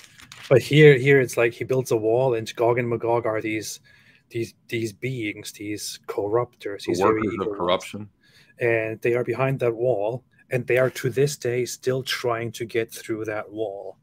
And one day they will make a hole into the wall, and they will invade the whole world. And basically, wait. Now I'm getting, this is blowing my mind. wait, what is this sounds like the plot of what was the Avengers, where the aliens like making a hole in the sky, and remember they come through the portal? Is that what we're talking about? Something like that. I've never watched the Avengers movies, actually, to be very honest. But so wait a minute, what does this mean? This hole in a wall, and they're trying to get through to this day? What is it? Or we don't know what it means. We do. I think there's I don't want to explain it myself. I would like to let Muhammad explain it to you. Is this in a hadith about that? Well, it's also here in the Quran. It is, but it is more in more detail described in the hadith. So here it is. It mentions they said, "O Lord Karnain, indeed Gog and Magog are corrupters in the land. So may we assign for you an expenditure that you may make a barrier between them and us." And he does that. He builds a huge wall, and it says, "So they were unable to pass over it, nor were they able to penetrate it." And then it further says, "But one day." Wait a minute, it will be blown, and it will assemble them in an assembly. Yeah, one day they will get over it. I guess, like, is this a literal wall, or is it like some spiritual reality where they can't? I'm going to now invoke Muhammad here. Here is Muhammad, according to the hadiths. It says, the Prophet got up from his sleep with a flushed red face and said, "None has the right to be worshipped but Allah. Woe to the Arabs from the great evil that is nearly approaching them. Today a gap has been made in the wall of Gog and Magog like this." And he makes a number. It was asked, "Shall we be destroyed, though there are righteous people among us?" The Prophet said, "Yes, if evil is increased." So it is actually a wall, and they're trying to dig through that wall. But it gets even better. It gets even better. This is bizarre. It is. It is very bizarre. Very, very bizarre. Yeah, it says the afflictions of the end of the world. So does that mean that this wall and the hole that they're trying to dig has been going on from that? Yeah, yeah. Okay. It gets very, very ridiculous. So this is a description about the end times, and it says he mentioned the Dajjal. He said, "I will descend and kill him. Then people will return to their own lands and will be confronted with Gog and Magog, people who will swoop down from every mound. They will not pass by any water, but they will drink it. By anything, but they will spoil it. The people will besiege Allah, and I will pray to Allah to kill them. The earth will be filled with their stench. And the people will besiege Allah, and I will pray to Allah. Then the sky will send down rain. Then the mountains will turn to dust, and the earth, and this and that."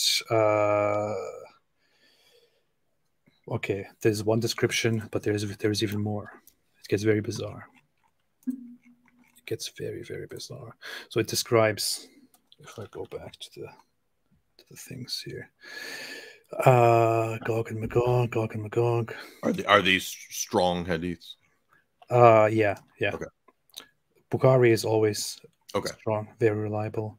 Some of them are from different sources, but they're also marked as Sahih, authentic. Okay. Gog and Magog dig every day until when they can almost see the rays of the sun. The one in charge of them says, "Go back and we will dig it tomorrow." Then Allah puts it back stronger than it was before. This will continue until when their time has come and Allah wants to send them against the people.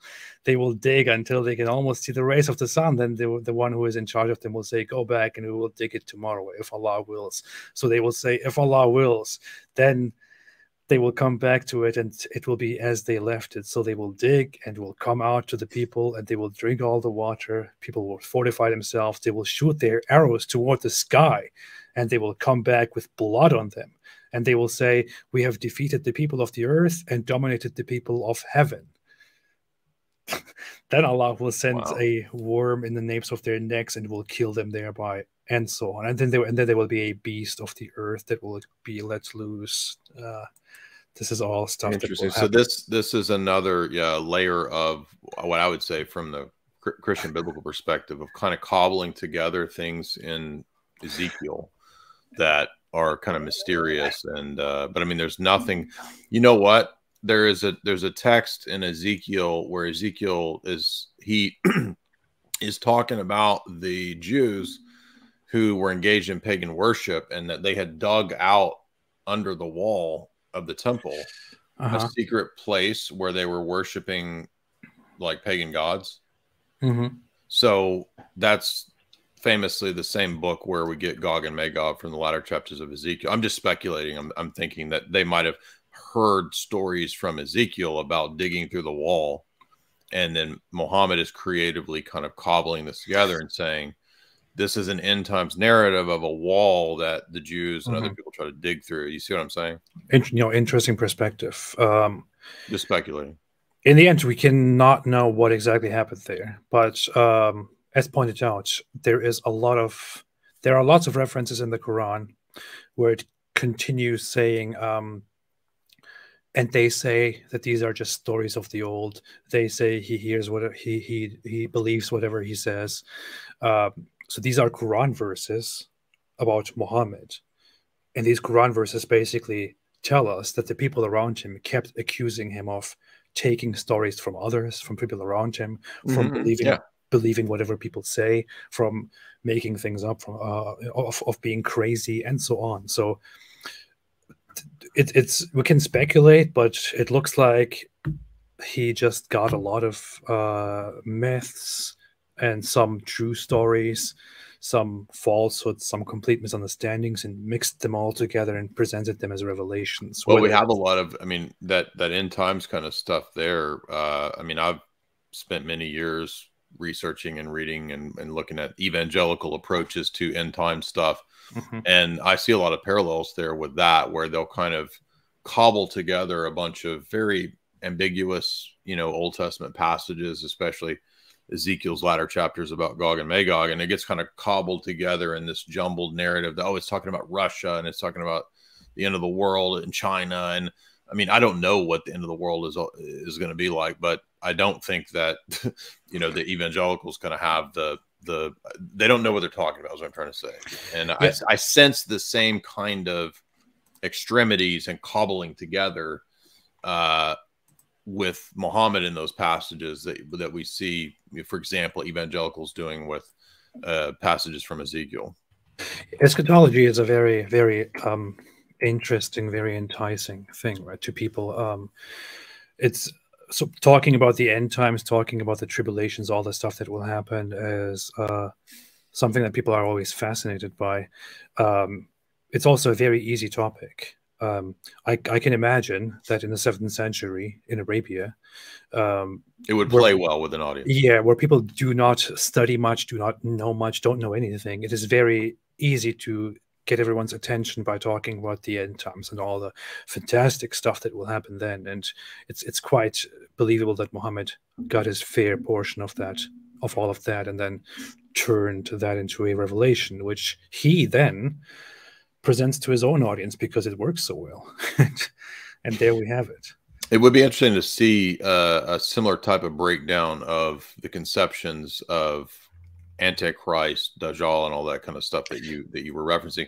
The way that you were talking about how, to Christianity, the resurrection has a really significant role. Antichrist is not as significant, but it does play a key role in some of the, apocalyptic texts of the Bible.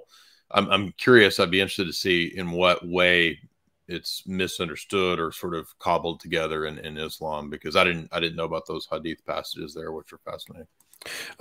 It's funny. Dajjal literally means deceiver or something along those lines.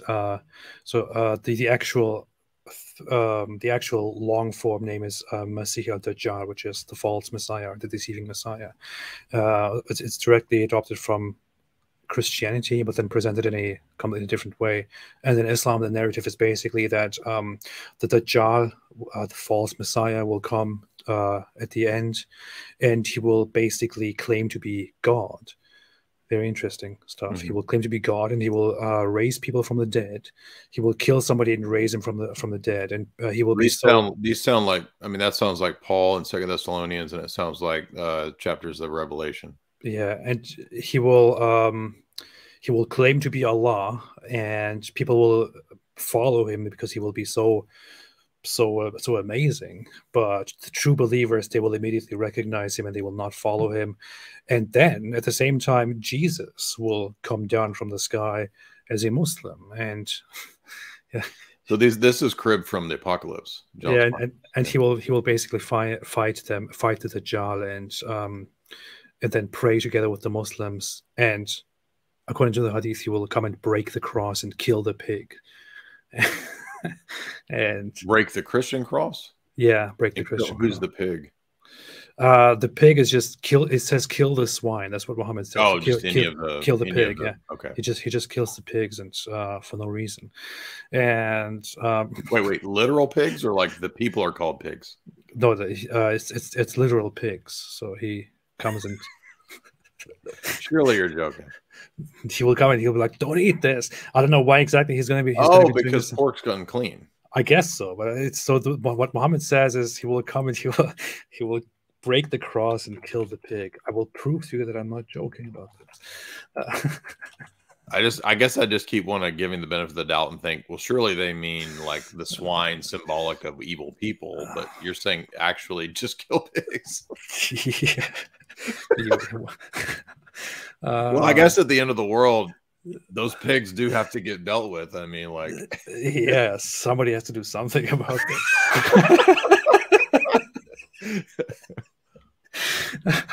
But, kill the pigs. Well, okay, there you go. Wow. Yeah, so Allah's messenger said the hour will not be established until the son of Mary descends amongst you.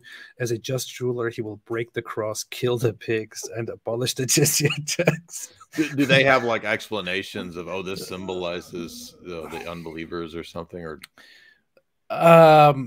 I haven't looked in length into this, but I know that it's like the explanation is just that it's actually pigs, and the cross is actual cross, as in he will literally break it to confirm that the cross belief is false. False. Okay. Yeah. So these are the priorities of Jesus when he comes back. Well, I guess if Jesus does descend and break the cross and kill all the pigs, I guess I'll have to be a Muslim at that point. That happens, right? Especially if you see him kill the pig, like, wow, I can't believe that was actually correct. So wow, that's messed up. That's crazy. All right, I mean, really instructive and insightful talk. I always enjoy talking to you. It was really funny too, by the way. Same. Thank you for all that insight there. You always learn from you. I appreciate that. Thank you so much. I loved the debate that you had. It was like your opening was an education for Daniel, and then he came and just messed it all up with his very primitive approach to the scripture. So mad respect for that as well.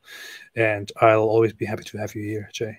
Absolutely, yeah. Thank you. I'm glad to be back on, and anytime you want to chat again, I'm down. Absolutely.